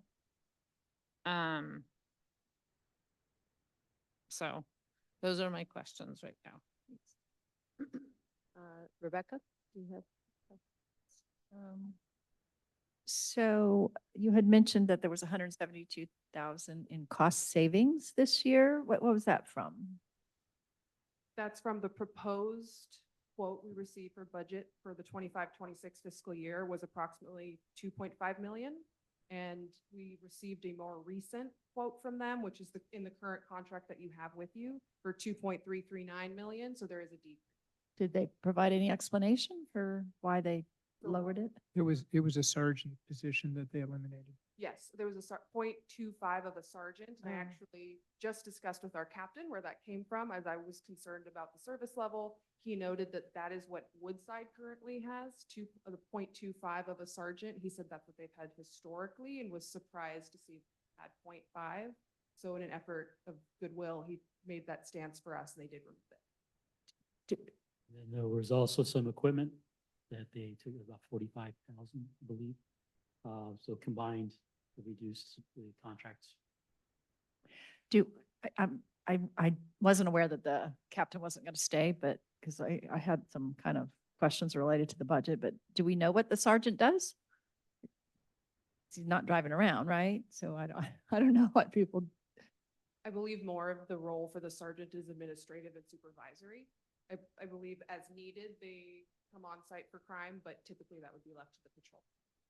because on all these contracts for a full-time equivalent, is that assumed a 40-hour work week or some other number of hours or? Yes. So the sergeant at 0.25 is what, 500 hours a year, which to my calculation kind of comes out to be 10 hours a week. So Yes. yeah, it would be kind of have a better, yeah, I'd love to have a better sense of what the time is spent on. Okay. So in the little correction you sent out, thank you for doing that. The original 5-year contract showed an increase of 9% each year.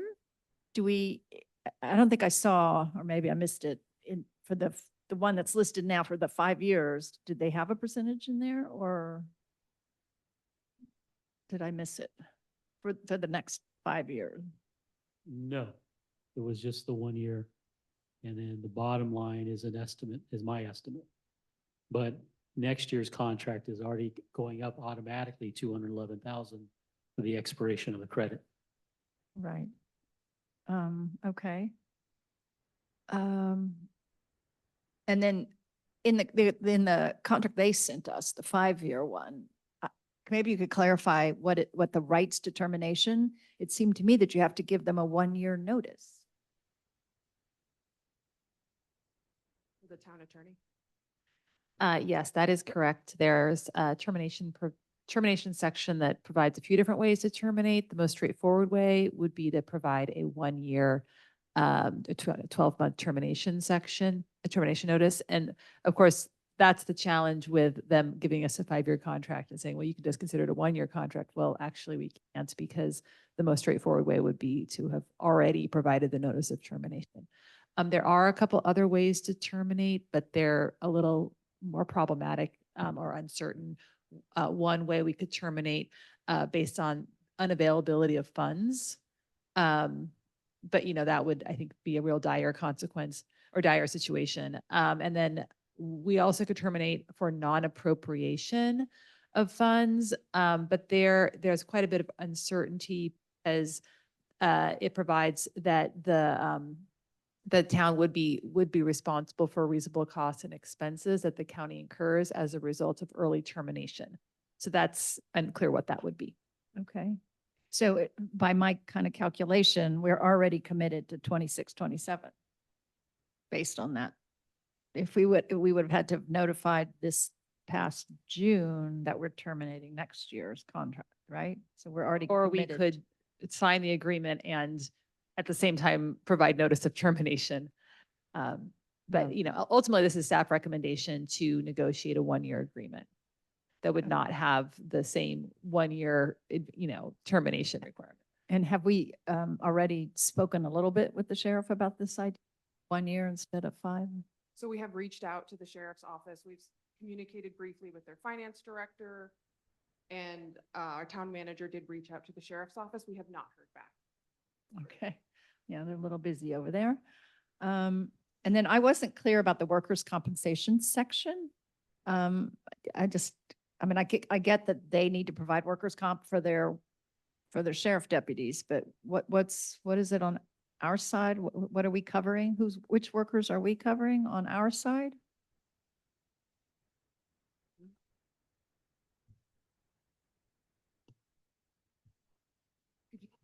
Could you clarify what section you're looking at? so we It's can- the section 7.1 of the contract.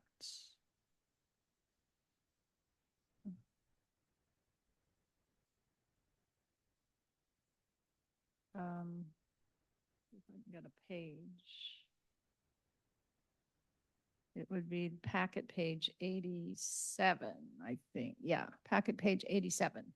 So it says both parties shall maintain sufficient insurance, self-insurance to provide workers' comp. So I wasn't clear why we needed to provide workers' comp for their, During, they'll provide us certificates insurance for their workers' comp. this is what? This is that they will provide us with their certificate of insurance, that they have maintained sufficient insurance. We have workers' comp for our staff as well, so their workers' comp would be separate from ours. No, because it says both parties shall have in effect during the entire life of this agreement, workers' compensation. We have workers' compensation for all staff all the time. Okay.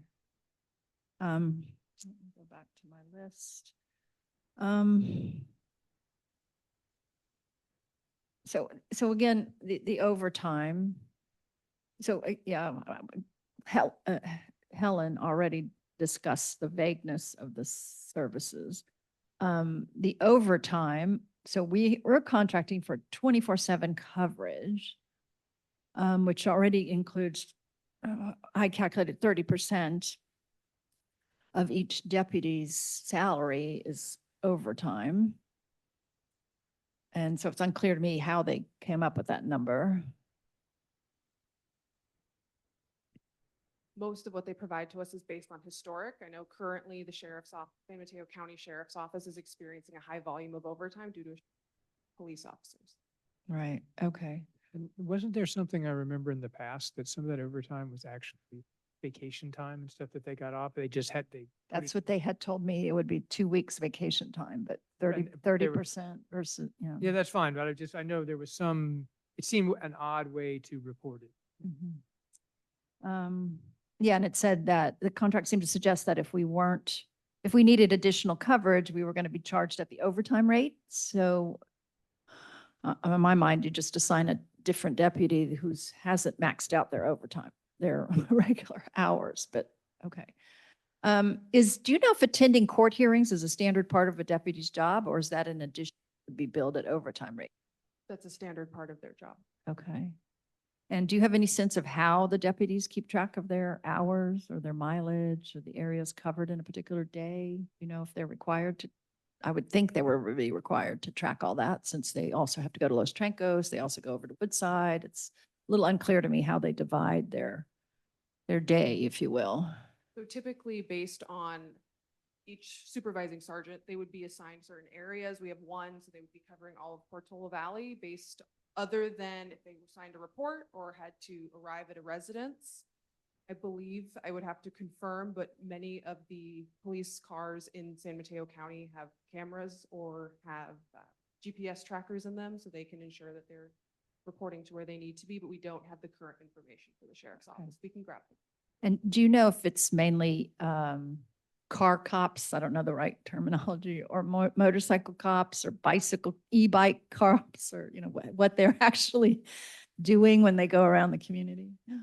So we do not have a motorcycle officer in our contract. So for example, the town of Woodside does. We do not. It's just the deputy and the car. Okay. And then, yeah, and could you also explain what 84 plan day is, if you know what it means? It's under there, it's listed under the overtime, but I didn't know what that meant.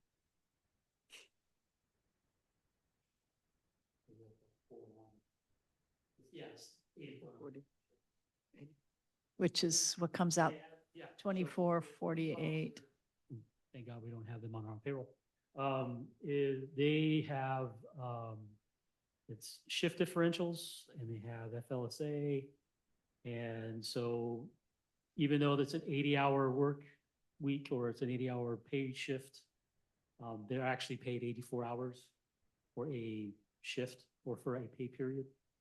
So 84 is referring to the number of hours in their shift, or their total shift for a pay period. Oh, okay, great. All right, thank you.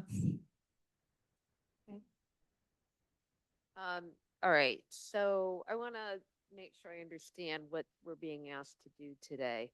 Um, we have this contract was proposed by the sheriff for 5 years. And we hadn't at that point asked for 1 year, so they just sent us their standard template. Do we know if other jurisdictions have received the same standard template? Yes. Okay. So, we're into this fiscal year already. So really, I think is it right to think about this as making sure that we have a contract that has the basics in it, and then because it's 1 year, we're going to continue these other conversations, and because we're already in this year, we've got to do something to make sure that both parties have, a right to pay and an obligation to perform. Is that the right way of looking at it? Yes, that's correct. All right. I had a quick question on the fiscal impact paragraph, and this is just me needing it explained, and there's nothing odd here. It just says you got this savings or reduction. However, other operational needs warrant maintaining the council approved budget. Is that just saying we're not going to fix the budget right now to reflect this, that it'll be trued up at a future time, or what's the operational Yeah, piece? I'll be planning to bring a mid-year budget in February. Okay. So depending on the other operational impacts that need to be addressed. Yes, I will be reducing the police services budget by this amount, but this will also give us more flexibility to address other operational needs, specifically in building and planning. Okay. Those are my questions. I have other comments. So, any other questions? Actually, one other quick one. On that same count, if we're now going to be paying 147,000 less for this, do you anticipate us still to have a deficit at the end? I'll have a better idea for the February mid-year budget, but we do need to address some issues that I would like to still have this flexibility with the deficit that was approved, and then we can adjust in February. I do have two questions, All right. at least. One is, I still am confused. Well, I'll start with the one that hopefully is easier to answer. The Woodside's adopted 5-year contract, is it like a fifth of, is it comparable to what we're putting out for our 1-year contract? Theirs would be much more expensive because it's a 5-year contract. However, I would like to note that the method that the sheriff's office utilizes is if you sign a 5-year contract, you're still receiving a new budget every fiscal year. And the services that they receive are slightly more robust than ours, given their size and their physical size. So it is costlier than ours. Okay, so do you have numbers for those two? But I can ensure that you have that Okay, information. okay, that was one thing. And then the office space over at, I hate to raise it, I feel like we're always raising it, but maybe the new guys are not as familiar with the long history of how we're dealing with the police office space. And there's been a fair amount of community desire for that to be a more of a facing office, so that people be aware that they're there, and not getting ideas about how they're sleeping over there or whatever is going on over there. And we've been recurrently told that they need their privacy for doing paperwork and to make reports, et cetera. I wondered how much of that is, whether there's any flexibility about that, whether they could have office hours or open hours, or whether we've dealt with that at all. And we also were previously negotiating with them about that we would do some work on it, and never really made sense to me. So I was wondering what the status is right now as far as that office space. So given what the deputies are specifically doing at that office space, at times the deputies do fluctuate from the Woodside visit Portola Valley does visit Woodside, so they do use that as a spot to write reports. Mm-hmm. I don't know that office hours would be available, given that they should be on patrol, not spending as much time in there, of course, as needed. Mm-hmm. But we can discuss that. I believe Captain Del Porto could assist us with what they're spending their time in there with. We can discuss that with him. Related to the contract, we could discuss, sort of as Councilmember Walter said, potential office space and how that might affect a future contract, but I can't make any. Yeah, okay. I mean, I wasn't making a suggestion about office hours. I was, as much as I was just saying, we could make it a more forward-looking, like even a sign that said, Portola Valley it has police, or whatever you want to say. Okay, so I think that's it. Okay. You have another Oh, wait, I do have, sorry, this is a stupid question because people have asked it in several different ways. If we go into a one-year contract right now that started in July of 2025, we can't stop it until July until now, until whatever we are now, October of 2026, because we have to give them a year notice. We're more than, we're Let's be- well into it. Let's be careful here. This is their draft. Under their draft, Catherine, what is the? Under their mechanism? draft, there is a 12-month termination notice period to terminate. see. However, what I would propose that the council authorize the town manager in coordination with the mayor to negotiate a one-year agreement that would have a much shorter termination period. That's what I wanted to hear. Thank you so much.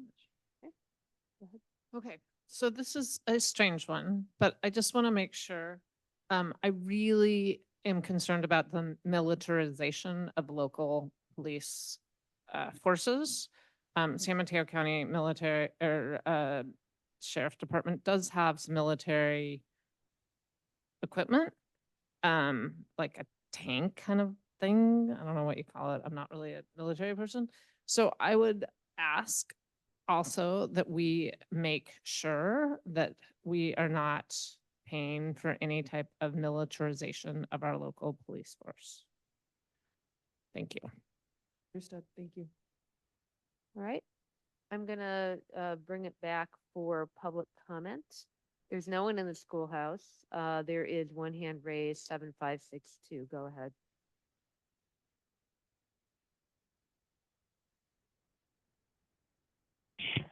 Good evening, Caroline Vertonghen again, 100 Palmer Lane. Very disappointed that we did not reach an agreement with Woodside because I believe town council promised that on numerous occasions for the last 3-4 years. Sheriff Corpus definitely violated her contract, and we raised those issues on several occasions, written and verbally, to the town council. Again, the current policy, they do not provide service 24/7. That is a lie. And if you actually listen to the recordings at PPTS for the last 2 years, you will hear a public confession by the Captain Taylor. They don't record it. You can also see it on the reports. There's only certain days that they come to Portola Valley, certain locations that they come to Portola Valley. If you sat into the investigations on Corpus, you can know that part of our services pay for childcare that she wants to provide for her officers. She also wants us to provide, our contribution helps her staff to go to other countries to understand their cultures. There's a lot you don't know, and it's about time that you understand and that you listen to your residents. So what I did not have a chance to say is, what about the dog? Will he smell narcotics in our elementary schools? Because you have a huge problem in our schools. But again, it's not investigated, or it's covered up. So part of suicide prevention is to make sure that nobody is taking drugs, and it's not marijuana. We have been paying for 3 years for care stolen services. It's not only for minor students, for staff and their parents. Could we please discuss the issues in our town, county, or in our community, or you continue to cover it all up? It's about time that you listen to your residents. Thank you. Thank you. Dave Cardinal, go ahead. Sure. I guess I have a slightly more optimistic view of the world. I think that from what I can read from the spreadsheets, the 1-year proposal, I guess it's our proposal, I think sounds great. Overall, if this works, then we paid hardly any penalty for the change in the way that bookkeeping has gone, the sheriff's and the inflation costs. So I think we should be grateful. I do think that it brings back a bigger issue that isn't going to be solved today, but it goes back to we're paying 400,000 plus a year for fully burdened police officers. And part of that is that, the East Bay is very competitive now. Our sheriff's department can't hire hardly ever. And as a result, there is a ton of overtime. And the regular police officers' burden overhead is very high. So I'd like to make sure this gets tied back to our attempt to build affordable housing for public servants who live in our town. Otherwise, it's a 12-hour shift for them, but it's 2 hours on each end commuting from the East Bay. So it's a 16-hour shift. And, I think we have to get real about that. We can't negotiate our way out of economics. They're going to continue to bite us unless we own up to, I think, a little more responsibility for making our community affordable.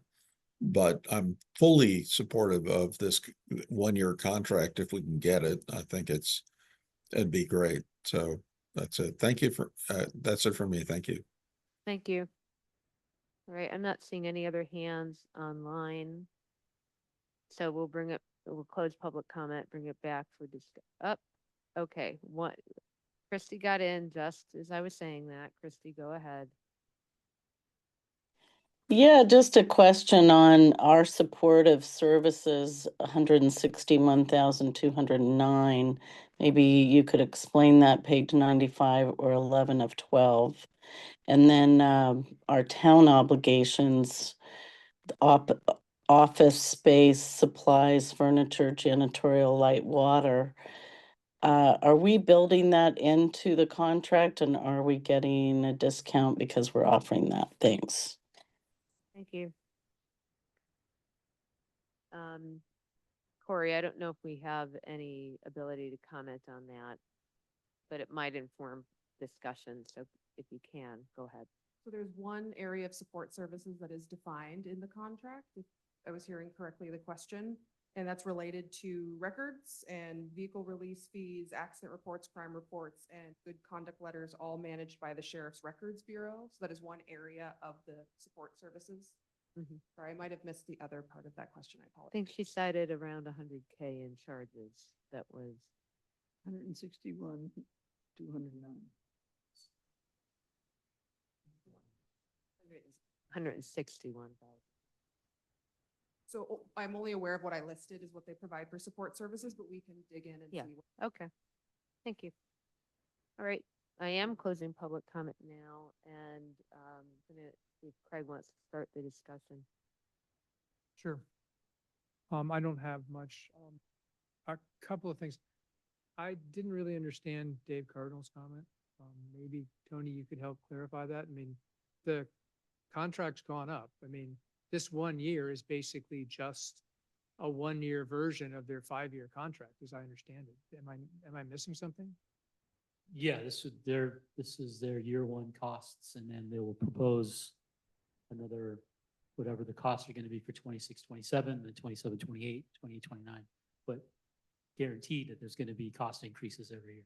Right, and those were COLA plus other stuff. Right. Yeah, but I'm saying, Dave was making it sound like we're doing something special with this one-year contract. We're not. This is just basically year one of their 5-year contract.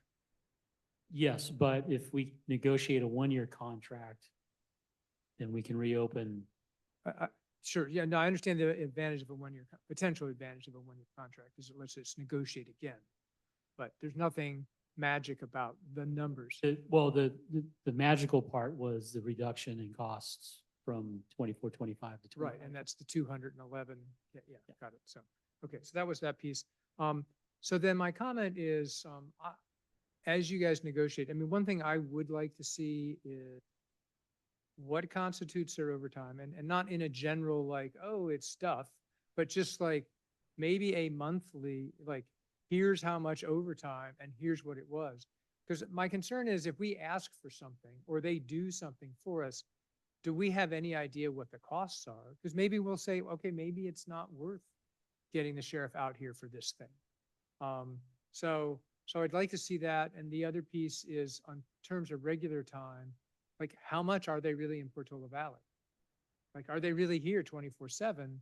Because I've heard a lot of comments, we don't see them. And then maybe they're here, maybe they're not. And maybe there's good reason. Maybe they've got a protocol that says, we spend a certain time, down in Redwood City at the main office with our sergeant or whatever.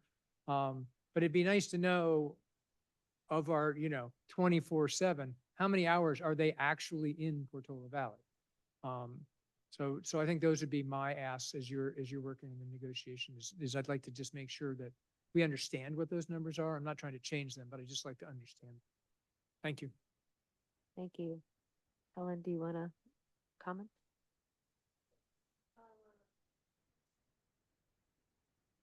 So, we absolutely have to keep our community safe, right? That's the number one thing that a government, that we are tasked with. Yet yet we continue to see these costs go up and up and up. So I appreciate that, staff will continue to negotiate. I also am wondering if, to help make working here more attractive, obviously there are conflicts with staff living, potentially being offered a deal in town, but maybe we could do a swap with Woodside, for instance, to help provide housing, like, hey, except it's all sheriff. So I don't know conflict wise what we could do, but because Woodside contracts separately, maybe we can do some sort of housing swap, like Woodside helps provide personnel. I see you writing notes. Is that illegal? I'm like, oh, okay. So, okay. Right. I mean, to help with our staff, to help make it more attractive, and to keep our community safe. Right. Because we're, at 9 units per year or whatever, we're not making much dent in the housing situation. So we need to come up with other possibilities. So when we're talking to Woodside, like, hey, what kind of housing swaps could the community do that it wouldn't be a conflict and could offer staff housing nearby and to be part of the community, right? And not just sheriff, other staff as well. And so can I ask a question? Is this, you're saying this is part of a sheriff's contract? Well, while it's open, Right, but I mean, the But sheriff to- doesn't provide their deputies I'm housing. not saying that while the staff is negotiating the contract, if we can, what other carrots can the community provide that we could then leverage in the contract, right? Like, hey, you have 8 full-time employees, FTEs, we can help get housing for 2 people in the town of Woodside right next door. Okay, Right? I guess, Are there any monetary potential benefits to that or something, right? Or even if it's not monetary, like having people accessible during an emergency, like we will continue to see these costs go up if they cannot live nearby. Right? So because of the overtime. yeah, I was just trying to understand It just seems like that's a much larger thing because the sheriff doesn't provide deputies housing. So I'm not this is a sort of- expecting them to. I'm but saying you're that saying somehow staff, they're going to give us a discount because we're providing housing. So I think because of our overtime costs, because they can't hire, if people can live nearby, I think our overtime costs, I think that potentially, it's optimistic and I recognize that.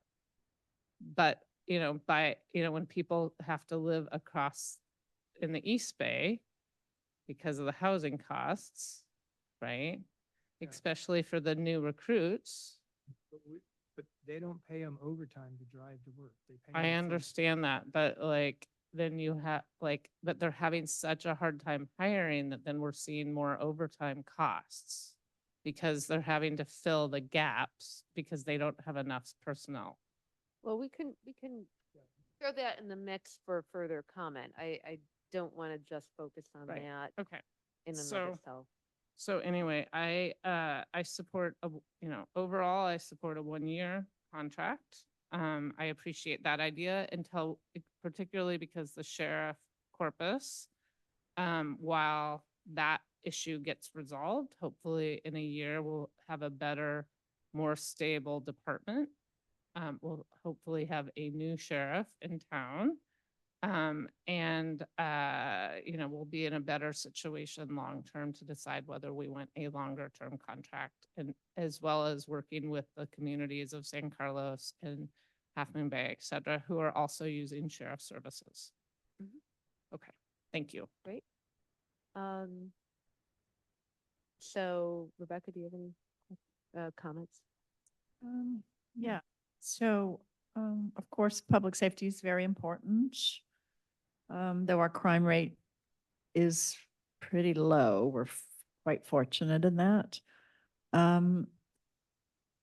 I appreciate your work to try to get us a 1-year contract, to give us some more time to explore other options. And I would support going out for the 1 year if we're able to get it. I did want to draw attention to everyone that we are pretty much at, I think, 30% of our annual budget is now going to the sheriff, if my numbers are kind of correct. And that only will get worse, particularly if we end up with 9% increases again every year. I don't know what inflation's going to look like, given the situation in the current economy, but it could very well be that. So then we're talking about a lot of our budget being sucked up by this.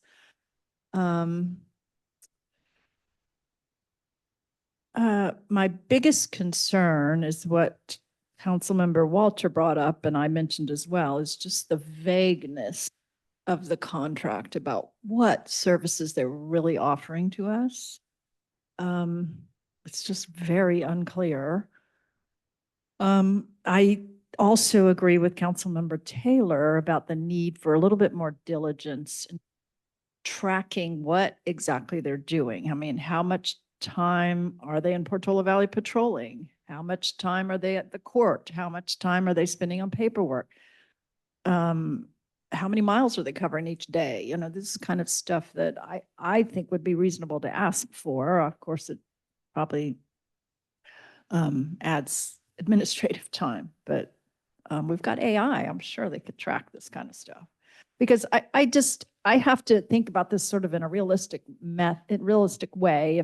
If a deputy's here for the day, driving around our neighborhoods, what are the chances that they're not also driving over to Los Trancos in the same shift or driving through Ladera in the same shift? I mean, how do we really know that they're dedicated all their time in that particular shift to Portola Valley's, geographic and not also handling the 2 unincorporated areas where they have to work? So, I don't know if they are or not. I mean, to me, it probably would make sense from a sheriff's standpoint to have them also, do a little run out Los Trancos. Maybe we could do a ride along. Each council member could do a ride along. Check it out. That's good. That's Yeah, good. every day to make sure they're in our town. So, I feel like we need a little bit more data and a little more detailing of like the special events. Which special events are they committing to cover? Obviously, they come to our picnic, they come to some of our big ones, but Is there, why can't they put in there that we're going to cover 5 special events a year or whatever it is, that sort of thing. And obviously, whenever there's a huge crisis somewhere, they send a dozen people out for it, regardless of the intensity.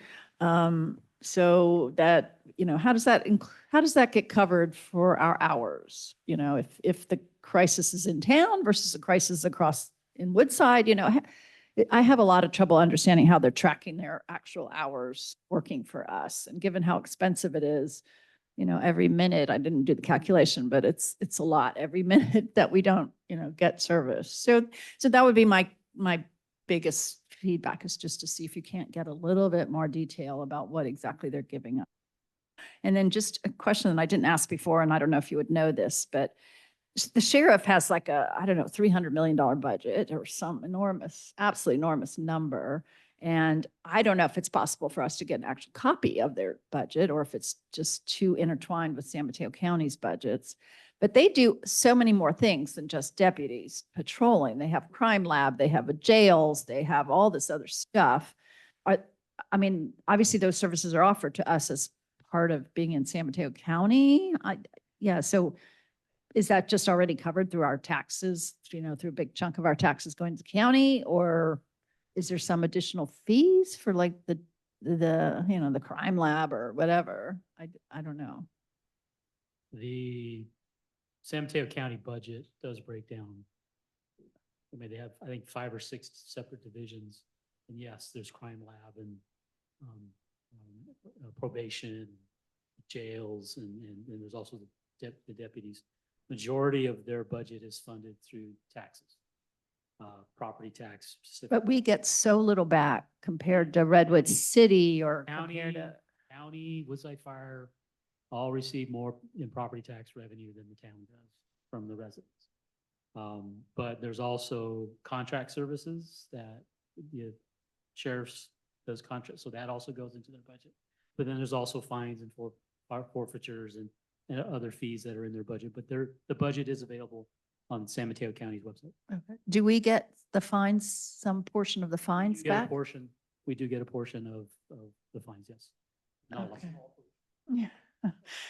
Because I just, Redwood City has their own police force, so they're paying all their deputies directly, but they're also using, the county jail, the county, all this other stuff. So, and yet they get a much bigger chunk of their money back. And they're So also paying PERS. they also what? They're also paying PERS. Hers. Okay.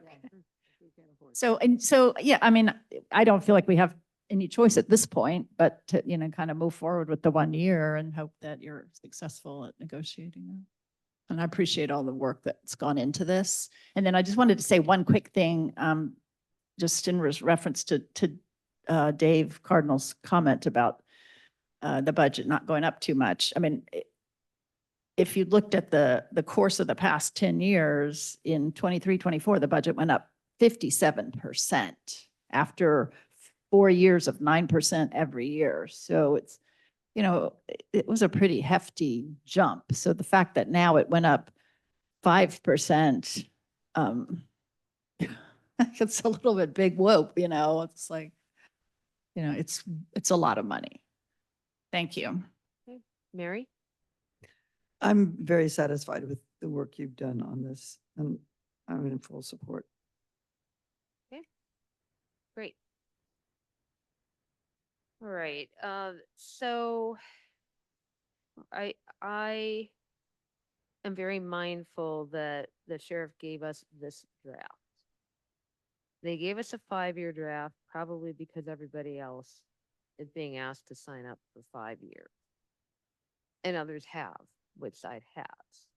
So let's be honest here, this is never been a real collaborative negotiation with the sheriff. It may be tough. So I just want to point out that this is, it might be tough to get anything done on a 1-year basis. Never mind varying from the template that they have. And, that template I reviewed 2 years ago and compared it to the prior one, and it is much less favorable to us than even the prior one. So, things that we would need to focus on are the term and the termination rights. We just have to get them right and balanced because that is going to impact our finances directly. The longer the notice period, the more we're signing up to cover. And that's something to try for. They can also terminate, which is interesting. There are buckets of costs that I said, a year ago, they overlap, or 2 years ago, when I first saw this, they overlap. There is phrasing like, the county gets to determine the rendition of the services. So everything in this contract is in their favor. And the reason we're frustrated as a body with the lack of precision is essentially what we would hope from our law enforcement partner is to have a dialogue, and this contract is anything but a dialogue. And last time around, we were told we can't change anything, they wouldn't change it. My guess is if you looked at what Woodside signed, very little change. So I think we need to try for 1 year to give us time to understand what's going on. Now is not the time to expect a lot of real-time interaction with the sheriff's office. It's difficult for known reasons. And therefore, we have to keep those discussions going. And it's very important we keep discussions going with these other jurisdictions. Where I'm going with all of this is I see that the motion is, or the topic is to sign a resolution, to sign an agreement. And right now, we don't know what that agreement's going to say on these points. So Catherine, my question for you is, what is it that we should be actually taking a vote on tonight? Because we don't know, like, none of us are informed as to the actual notice period and some important things. So what is it do you have any suggestions? Yes, based on the discussion tonight, I would recommend altering the resolution language to incorporate the concept of negotiation. And so I did actually take a stab at drafting something just for a suggestion, which would read, the town of Portola Valley hereby authorizes the mayor to work with the town manager to negotiate and to execute a 1-year agreement. Now, of course, if the town manager and the negotiating team fail to do that, then it would need to come back to council. Say that again one more time. Town manager to negotiate, was it and enter into? I just put and to execute. And to execute, okay. Yeah.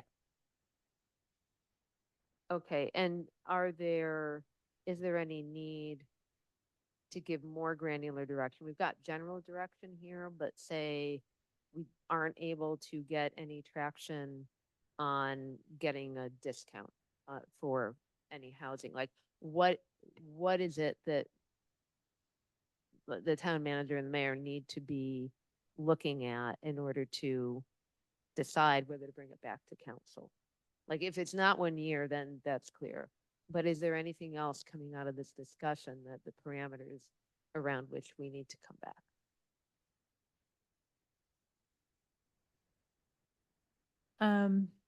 I guess that would be for you to decide, Yeah. but there was discussion tonight about wanting more detail in regards to the services provided. Yep.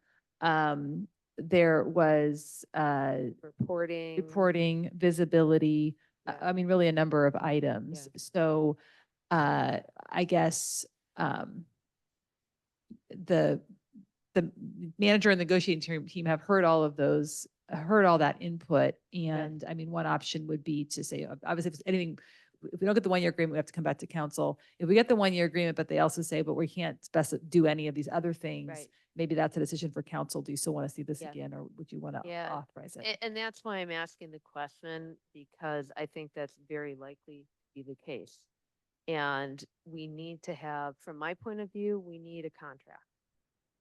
We shouldn't be operating, there's a lot of legal theories about using the old contract if we don't enter into a new one, but it's probably better for us to have a new contract. And so I think our chance of getting more detail is that this year.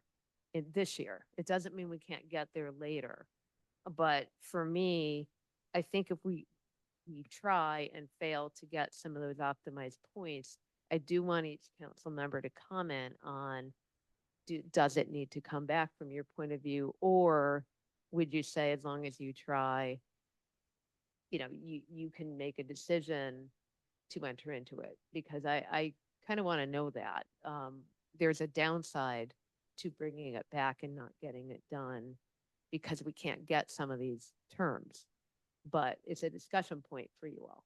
So let's go through. Go ahead, Rebecca. Yeah, I agree with you about the chances, but I would not want to have it come back. Well, let me rephrase that. If you're able to get a 1-year agreement with the basic terms here, and you're not able to get all the extra stuff we've asked for in terms of more details, I would want to go ahead with what you've got for the 1 year. And then we just start really talking about the future contracts. And then I just, rereading a little bit, under term, there was just a 4.2 where it says the town shall notify the county within 6 months of contract expiration of its intent to continue services beyond June 30th, 2025. So it seems like we're still within that period. The parties shall thereafter negotiate the terms in an effort to, so we're in that period under the term, interestingly enough, which is sort of an odd thing to have written there, because the next thing, right of termination, says 12 months. So it read seems that as like a they're recognizing that I think it's a typo. I think it's a typo. oh, so it's supposed to say 2030. Well, it doesn't, I mean, it's the contract they gave us, so. Well, anyway, okay. there's a lot of cleanup work that would be needed anyway. Right, so yeah, so I would have it not come back if we got the 1 year. Okay. Mary? I would agree. I wouldn't bring it back. Okay. I would, there's a service that the San Mateo County Sheriff's Office does provide, though, which I would kind of like to have asked, which is the SMART program, or the Crisis Intervention and Co-Response Unit for psychological interventions. So that is something that they do provide to us. Okay, so that is provided, even in. Okay. Craig? Well, I think we've asked a lot of things, and I'm fine with not getting everything we're asking for. I generally will trust that the mayor and the town manager will negotiate the best we can. I would ask that we make a pretty strong push to get information. Like, I don't think that's a heavy lift for them. Just Mhm, saying, mhm. give us, Yeah. what your overtime is, and give us, how much time they're here. That's just that's Yeah. not asking them to do anything different than they're doing other than to report it out. Yeah. So I would ask that you push pretty hard on that, but I agree with the general sentiment that you guys are trying to get this contract signed, and I would accept what you're able to get signed Okay. within roughly the scope of what's already here. Okay. So, yeah, echoing what my colleagues have said, I absolutely, if we can get a 1 year. I also don't think it would be a heavy lift to outline our bigger, the town, to say like the expectations are the town picnic, the BPAT, BPTS, those are, I think, those are smaller lifts, obviously like Little League, parades, presidential fundraisers, those are different. I don't know how much that costs the town, those situations, like the presidential type fundraiser situations that come in. We didn't see any additional cost for those events. That's nice to know. Okay, so some to try to do a small like clarification so it's not as big would be lovely. Mhm. So, but again, 1 year, obviously I think that will get us a good on-ramp to negotiate hopefully and so that we can think about the programs that we want cited in any future contracts. So, thank you. And I agree with that. I think hopefully over the next 4 to 6 months, we'll know who really is the right person to interact with and to make the explanations for our asks. But we don't have that today. Okay. So motion to, and I'm going to ask Catherine to phrase the motion. So the resolution, let's see here. I'm just going to go to the resolution. So I would recommend that we change the title of the resolution to state resolution of the Town Council, of the Town of Portola Valley, authorizing the mayor to work with the town manager to negotiate and execute an agreement for law enforcement services, et cetera. The rest of the resolution would stay the same with the exception that the last sentence would read instead, the Town of Portola Valley hereby authorizes the mayor to work with the town manager to negotiate and execute a 1-year agreement. So I would move to accept that resolution as stated. Second. All in favor? Aye. Aye. Any opposed? Motion passes. Thank you. Thank you very much, Corey and Tony, for sticking around and helping us understand that more. All right. Yeah, take care.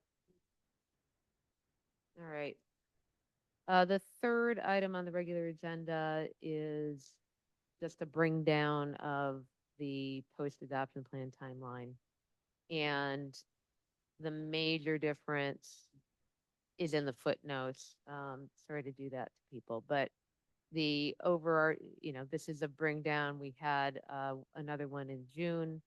The major difference here is that the timeline for just looking at T2, which is the housing element zoning update. It was completed, but now that we have other alternate sites for Dorothy Ford Field, that the town staff has been working with HCD to identify and implement zoning around, that work is continuing rather than moving on toward an RFP for Dorothy Ford Field. So the town staff is currently preparing an amendment to the housing element to replace that site with other sites. And so that work is just ongoing, and we are going to be, we approved the contract with Urban Planning Partners for the additional work in July. So that is the major update. The rest of this is very, very similar. Craig, do you have any other aspects you want to cover or highlight? No, just to remind people that the goal was, when we passed the original housing element, when we put together this list of concerns that came up from both the public and from the Planning Commission. Although it's taking much longer than I think we all hoped, the reason we keep bringing this up is to say it's not forgotten, and we continue to chip away and move this stuff forward. Yeah, and the only correction I would make or different angle on it is we're actually doing pretty well on the timeline that we set out overall. It's just that some aspects of the post-adoption plan were put off to the future time when it made sense. That may not continue, and some of this will either start being covered by other housing element updates that are on our horizon or other town measures. So like I don't think we're overarching late on anything. It's just, this is a long timeline. Okay, any questions? I do, yeah. So it's listed as pending all the CEQA work. Could you clarify a little bit about what's pending? So there were two items there. This is establishing CEQA guidelines for the town when new projects come in. And that has frankly just been put off because there's not a project that seems to need it right now, and we've been stretched for staff attention. And you know, we're trying to mind our budget. So that's been put off, and establishing local CEQA thresholds, very similar basis. And that would be, you know, at what point are, you know, certain changes amounting to something that should be viewed in a different way. There are examples of these out there. They're not terribly common.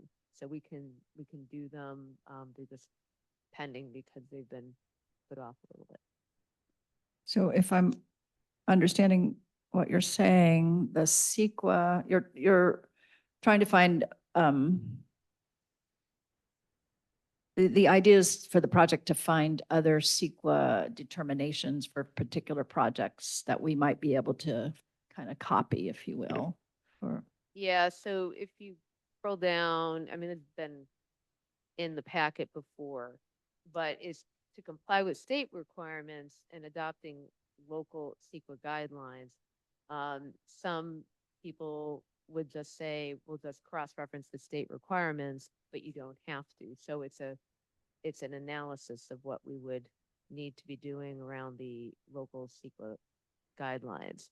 And then the thresholds here, I think they just go along with that. I'm not quite sure I'm understanding your question, so that's why Well, I'm not exactly clear what the task is, but I'm not a CEQA.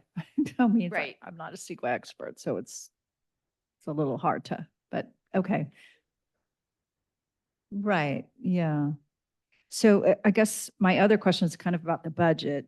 There's a typo in here. We actually approved 62,000 for T2, not 41,000. That was a typo from the original planning report. But I did go back to the 2024, April 2024 that was referenced. And at that time, we had budgeted, the town had budgeted 233,000 for 3 years of all this work associated with, I guess, with this project. I mean, I think there's other things in here as well, but that was the amount that was budgeted. Obviously, since that time, we've kind of gone through something of a small crisis and had to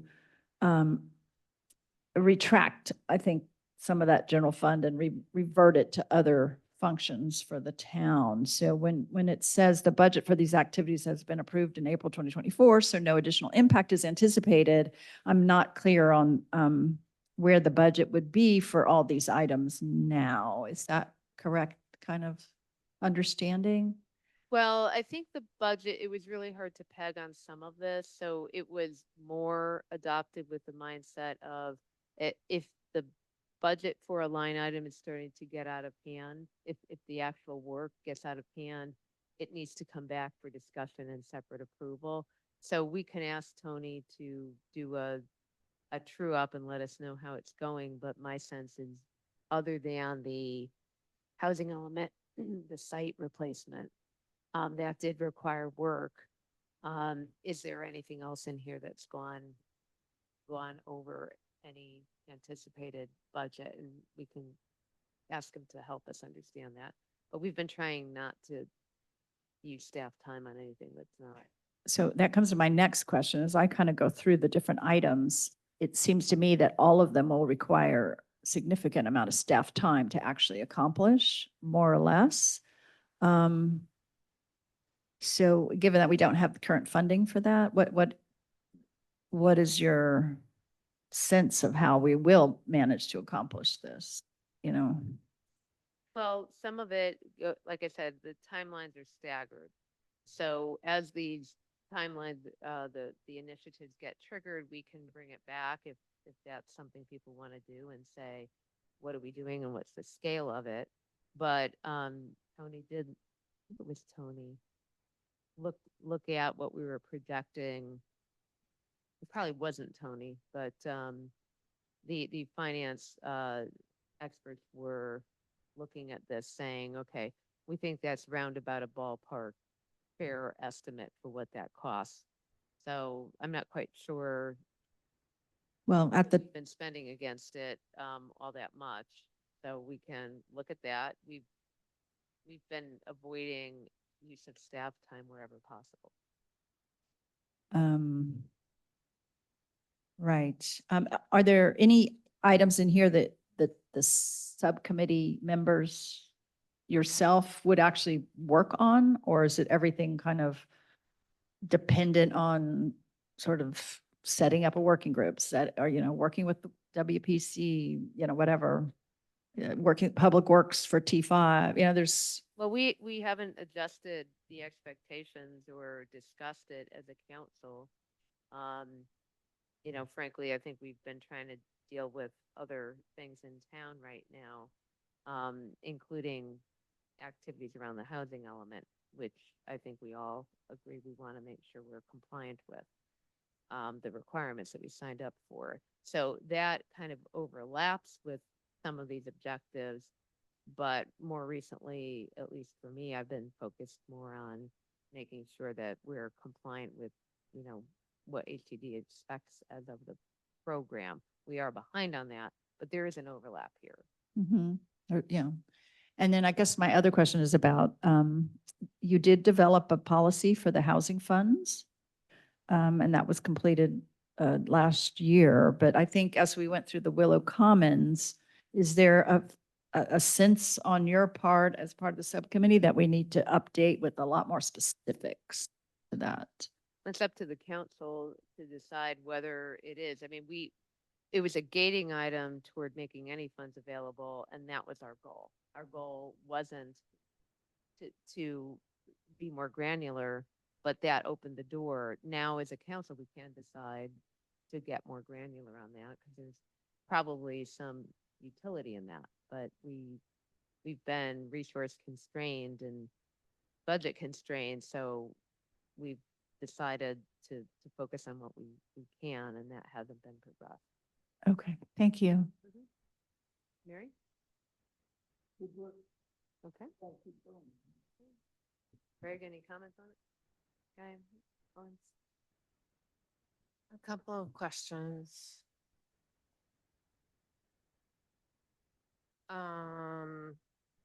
Back to the CEQA question. And we might, Darcy, I know you're a town manager, but I might pull you in for your planning. Obviously, local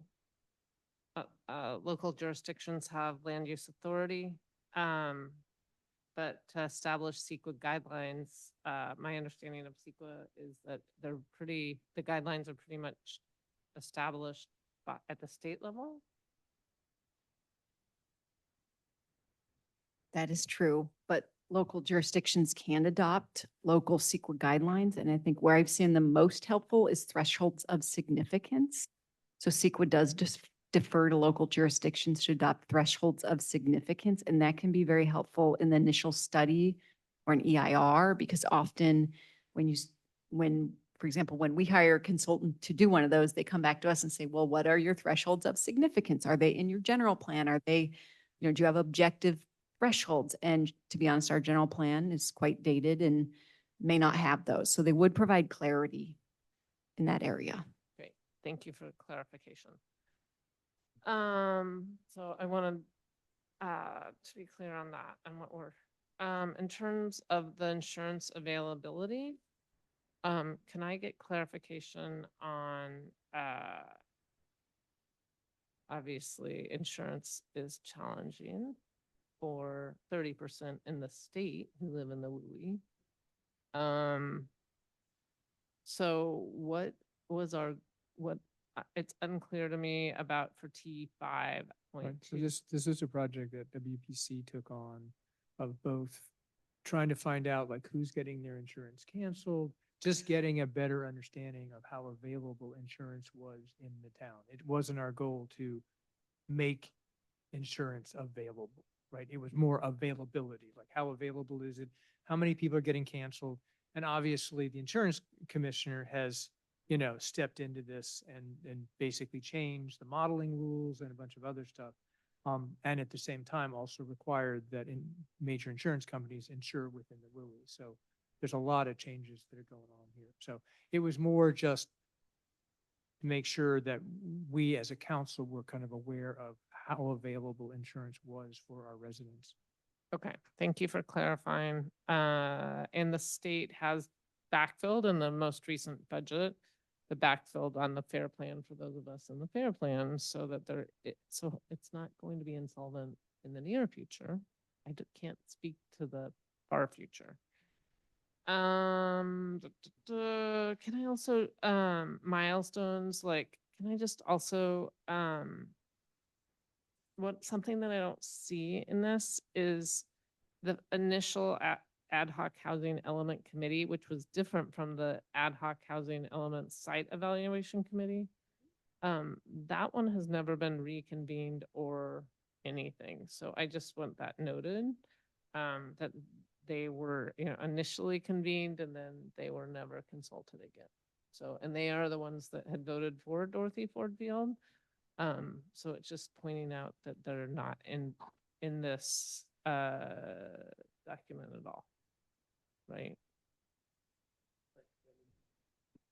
This document was written after we had passed a housing element. So we had, their part was done. Their part was getting us to a housing element.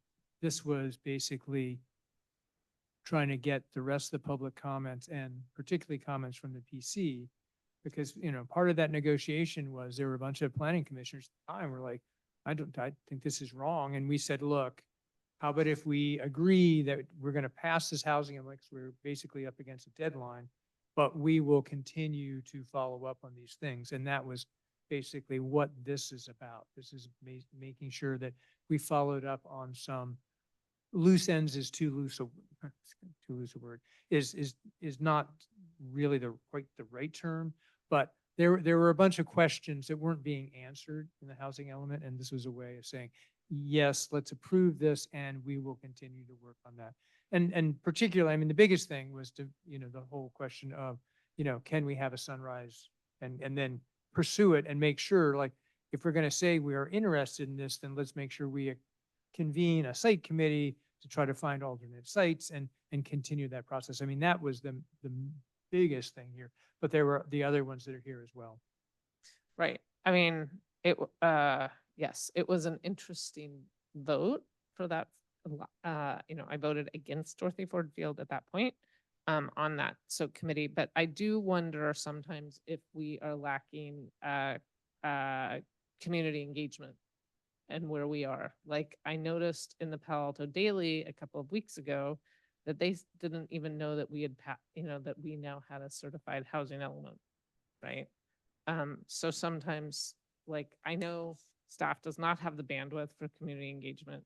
It's challenging because of what we're constrained to do on the forum. But it's that idea of making sure that the community knows what's being proposed and moving forward.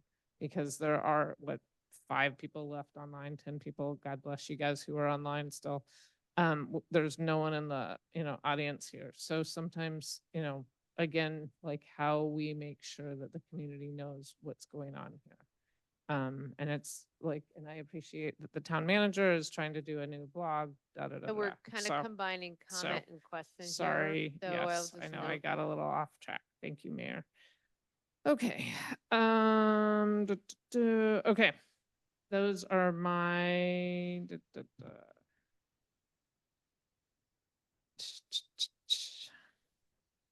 I have another question.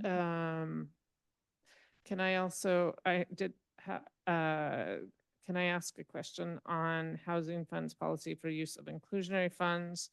Do you mind if I ask why there were not impact fees included in that section? Just inclusionary funds, which is much harder to deal with than impact fees. So that's why I'm wondering.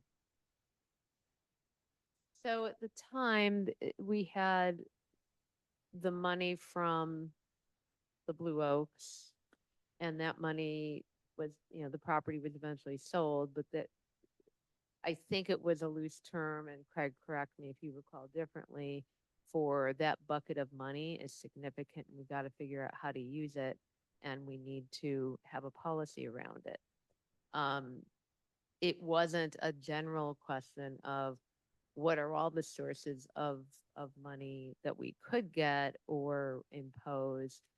And the impact fees simply just weren't raised in the discussion at the planning commission meeting. So it's not that we can't consider that, it's just that was like the immediate focus. Craig, do you have any different recollection? No, I mean, this was literally, we had money and we were being asked to spend it, and we had no policy for how we would spend it. That was the only thing this is about. It wasn't about the broader question of how can we raise additional funds, and sort of to Rebecca's earlier point of, should we have something more specific, more granular? But it was just literally, like, here are at least the approval processes you have to go through to get money. So that's all that one did. And I think there's room for us to go farther, but that wasn't what this line item was really about. Okay, thank you. That's all my questions. So a couple quick ones. Did the colors mean anything? The blue versus the gray?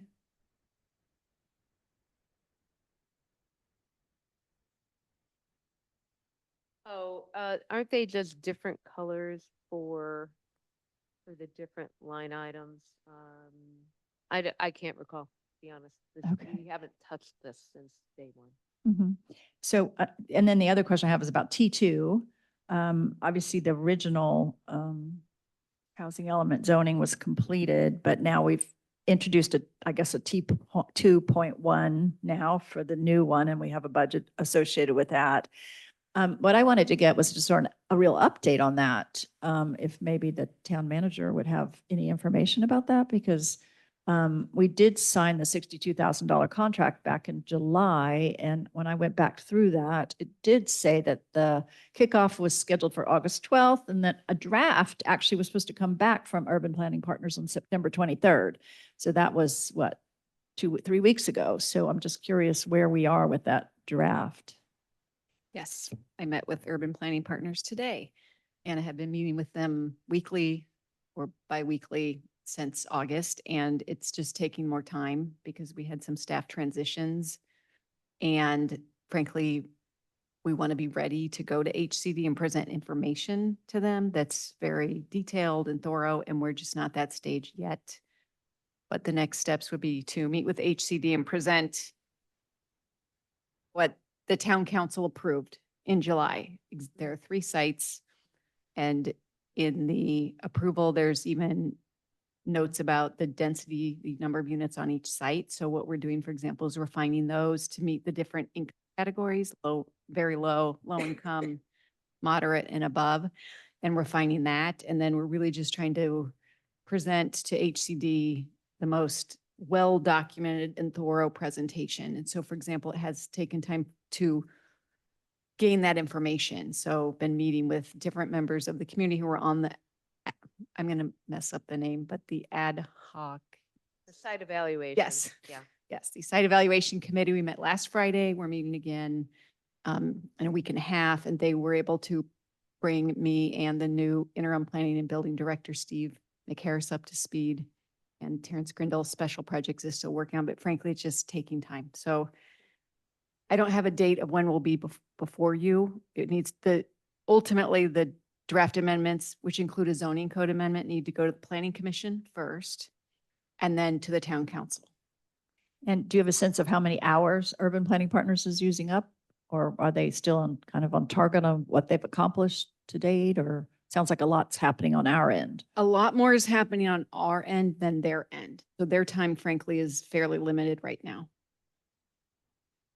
Thank you. And Rebecca, just you, since you'd asked, the gray bars are just summary lines. They're not actual tasks. So I mean, if you look at them, they're the culmination of the summaries of the actual tasks that are underneath them. Right, and there you see T1 and T1.1, and you see, like T5, right, get it? Yeah, so it just, project management, BS of color coding. Okay, T3, it has a different. I know. Confusing. Okay, if there's no other questions, we can go to public comment, and I'm looking on line 7562. Go ahead. Great. I really thank some council members for asking these questions. In regards to CEQA, I think members of the Planning Commission, and I'm thinking of two planning commissioners who are specialized in CEQA, have been asking more details, because we believe that the general plan has the threshold of significance. And for some reason, every time there's several projects that have been approved, and they were kind of put in a bind, and it's basically based on the information that was put forward by urban planning, and many times they had wrong information. I mean, I will be happy to send you the information again, but I've done it over and over. So I think that's a very important issue, and you should address it so you can help the Planning Commission to uphold our general plan and to preserve this community. And I agree with the town council members. I mean, we have an approved plan with the urban planning, but how much more is the extent of the financial part of it? You had a contract in July. How much more have they exceeded that? Secondly, urban planning was also supposed to be part of the safety plan. You keep on postponing it, but you're way behind, and we have paid urban planning to work on safety plan, and for some reason you keep on pushing it on the back burner. It's really a pity. Thank you so much. Thank you. I do not see any other hands raised. So bringing it back for any last discussion, this was more of a report out. I don't think there's a item to approve or resolution or anything. So any further discussion? I had some comments. Yep. So, I just want to appreciate all the effort that both of you on the subcommittee have put into creating this, all these items to explore after we got our housing element approved and all that stuff. But my feeling is that all of these activities have tremendous overlap now with the work that the planning staff is doing, on most of these items. And I'm concerned that all of this requires planning staff and or consultant time. And we no longer have the money that may have been approved back in 2024 for this work. So I feel that it would be more efficient to hand this project, now that we've gotten to where it is, over to the staff for them to manage it from now on, and to incorporate all these items into their own tracking list. I mean, in an ideal world, we would have a sort of a dashboard that had all of these items plus all the other items that the town staff is working on. And, we would have that sort of reasonable update. I feel like at this point, we're tracking stuff that we don't have the funds to actually do. So we're kind of tracking nothing. So I feel that just to reduce the effort on the staff's part, just to do the tracking of stuff that we don't have money to pay somebody to work on that is just not that a good use of staff time. So my feeling is that you finalize this subcommittee and we officially hand it back, all these items back over to the town staff to manage. That would be my feeling about it. Mary?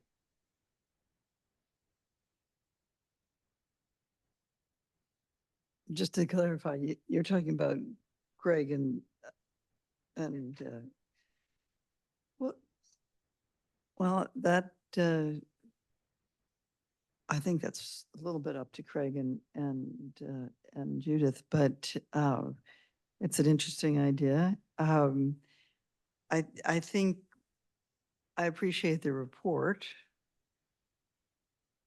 Maybe it is time, but I really think that's up to you and see where you think you need to go with this.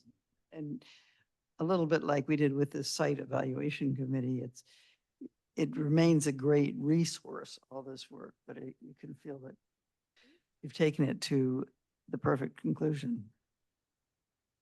Or the not quite so Craig, perfect. do you have any comments? Sure. I'll comment.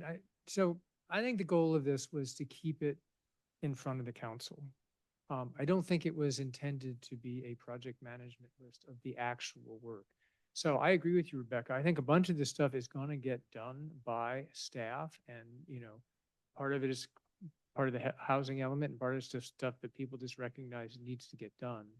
And I'm happy to let it continue like that, and we just keep looking at this, and eventually we'll say, look, this stuff got done because was done as part of this other process. I'm definitely okay with that. I think there are a couple things, some of the CEQA stuff and some other stuff.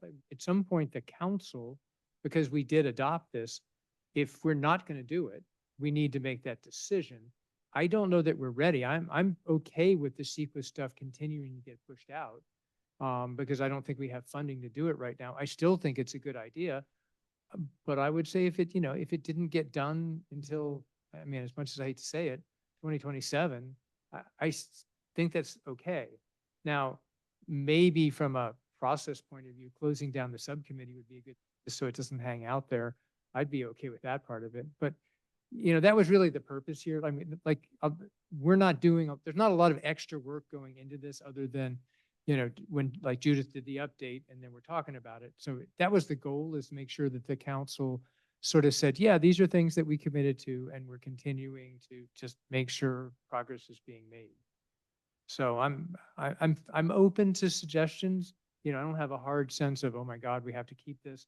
But I like the idea that we just, once a quarter, we look at this and go, okay, are we getting this stuff done or not? Okay, Helen?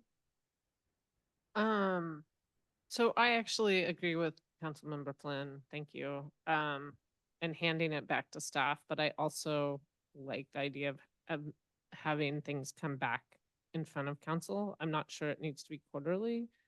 I would say at least once a year, a report out, if not twice a year, of like where we're at to make sure that we're on track. What milestones have been met? Where are we behind that we need to be aware of? In terms of HCD, requirements from HCD. Because we are supposed to be putting out an RFP in January, I think. No.